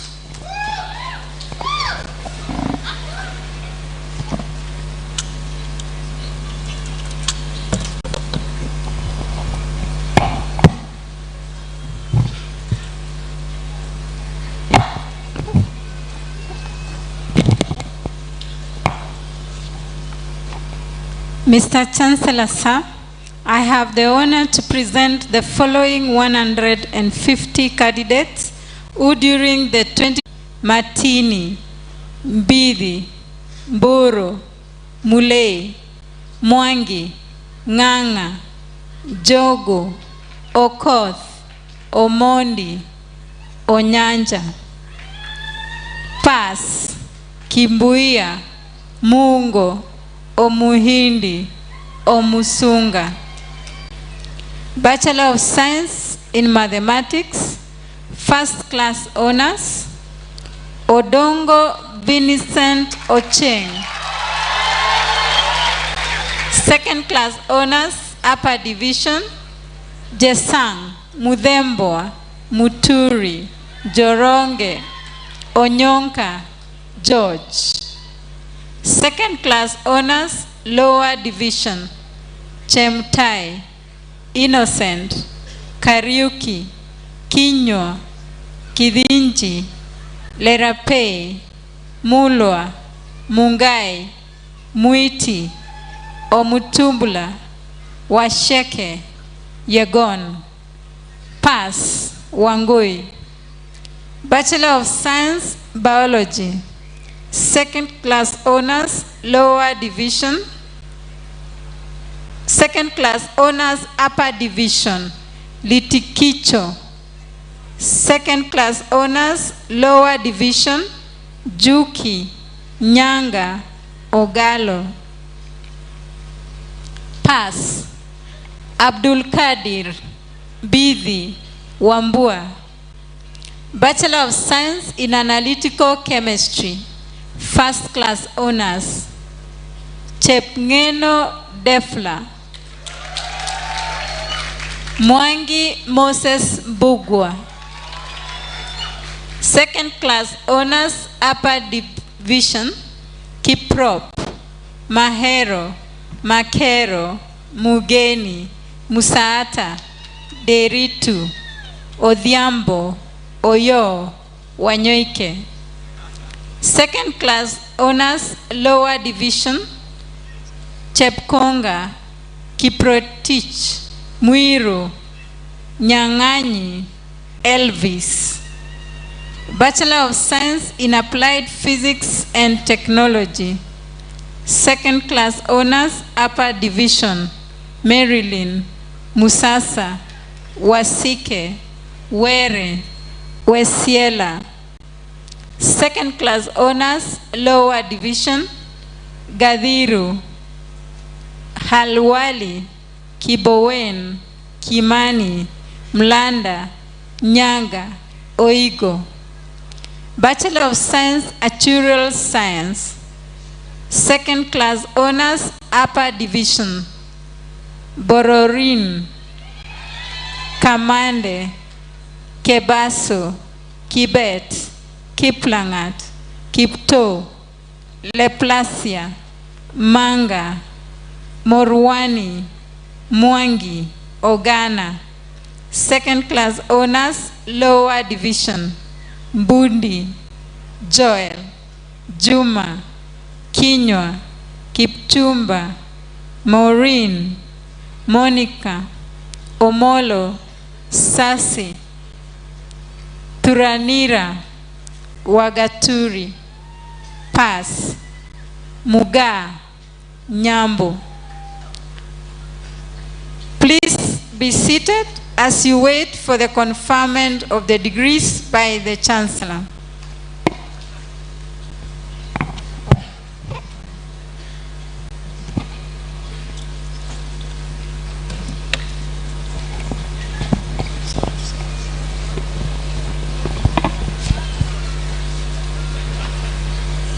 Will the recipients of the various bachelor's degrees of Machakos University stand up for the conferment of their respective bachelor's degrees?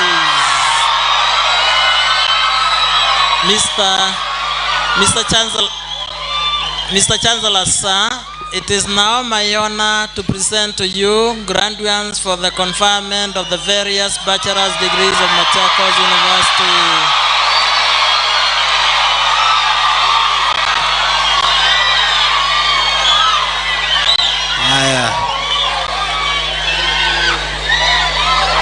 Congratulations, graduates. I admit the persons presented to me to the respective degrees of Machakos University for which you've been educated, trained, examined, and qualified. And by my authority and that of the entire university, give power to read and to do all that appertains to this degree.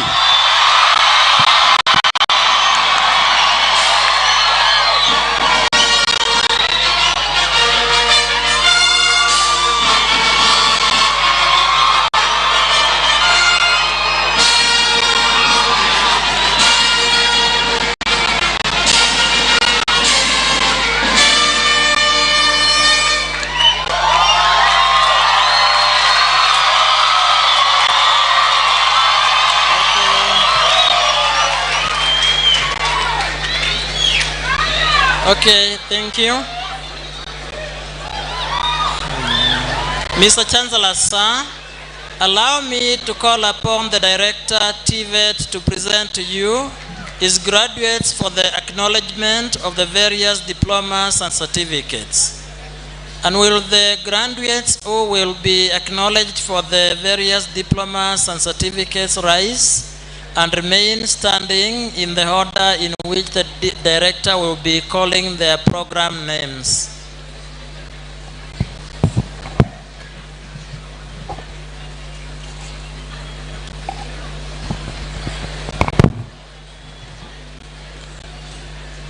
Mr. Chancellor, sir, I have the honor to present the following 212 candidates who during the 2021-2022 academic year satisfied the examiner for the acknowledgement of various diplomas and certificates.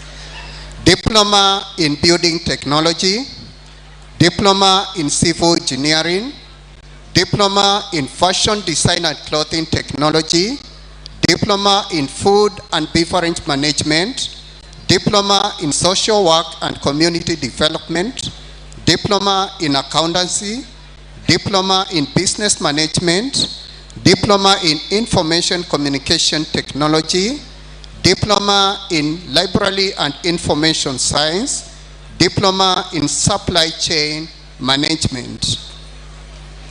Craft Certificate, Certificate in Automotive Engineering, Certificate in Building Technology, Certificate in Electrical and Electronics Engineering, Power Option, Certificate in Mechanical Engineering, Craft Certificate in Clothing Technology, Certificate in Food and Beverage, Production, Sales and Service, Certificate in Social Work and Community Development, Certificate in Business Management, Certificate in Human Resource Management,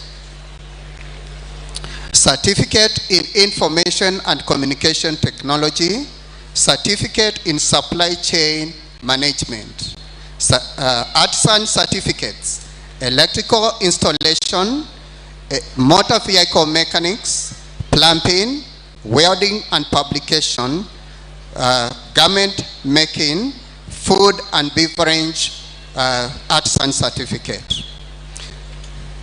Please wait for the acknowledgement of the various diplomas and certificate by the Chancellor.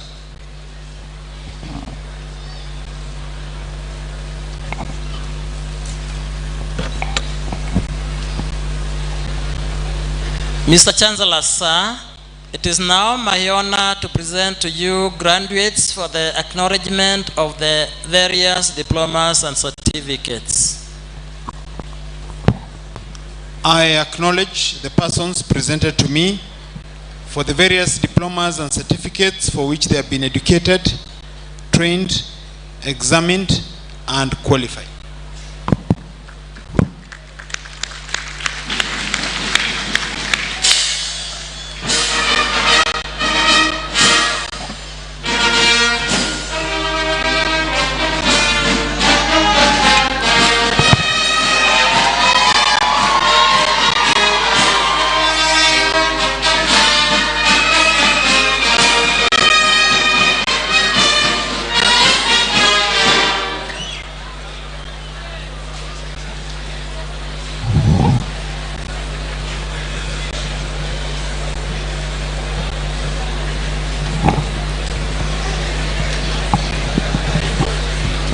Okay, please do not walk out. The ceremony is still on, and I'm requesting all graduates to stand up for alumni oath of allegiance.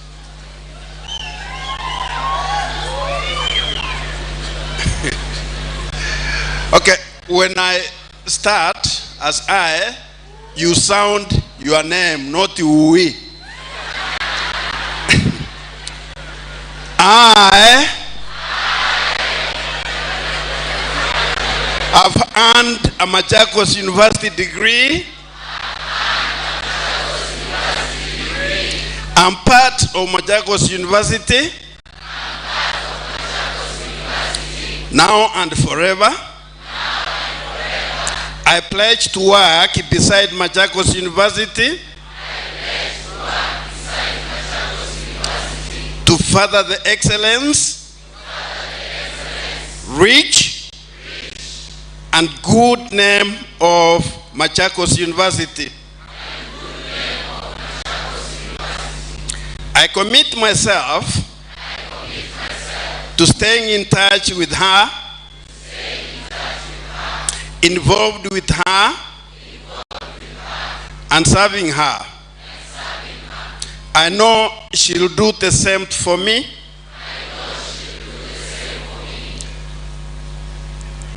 Together, we are all proud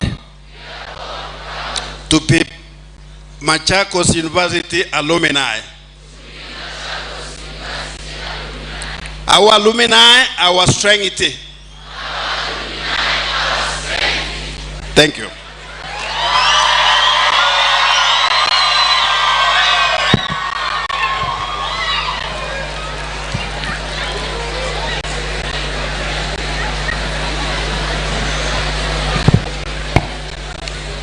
Will all the graduates please stand up? Turn around. Face your parents or guardians. Wave and appreciate them for their support. I now present you back to your parents, guardians, and society. Please be seated. Mr. Chancellor, sir, I now declare this congregation dissolved.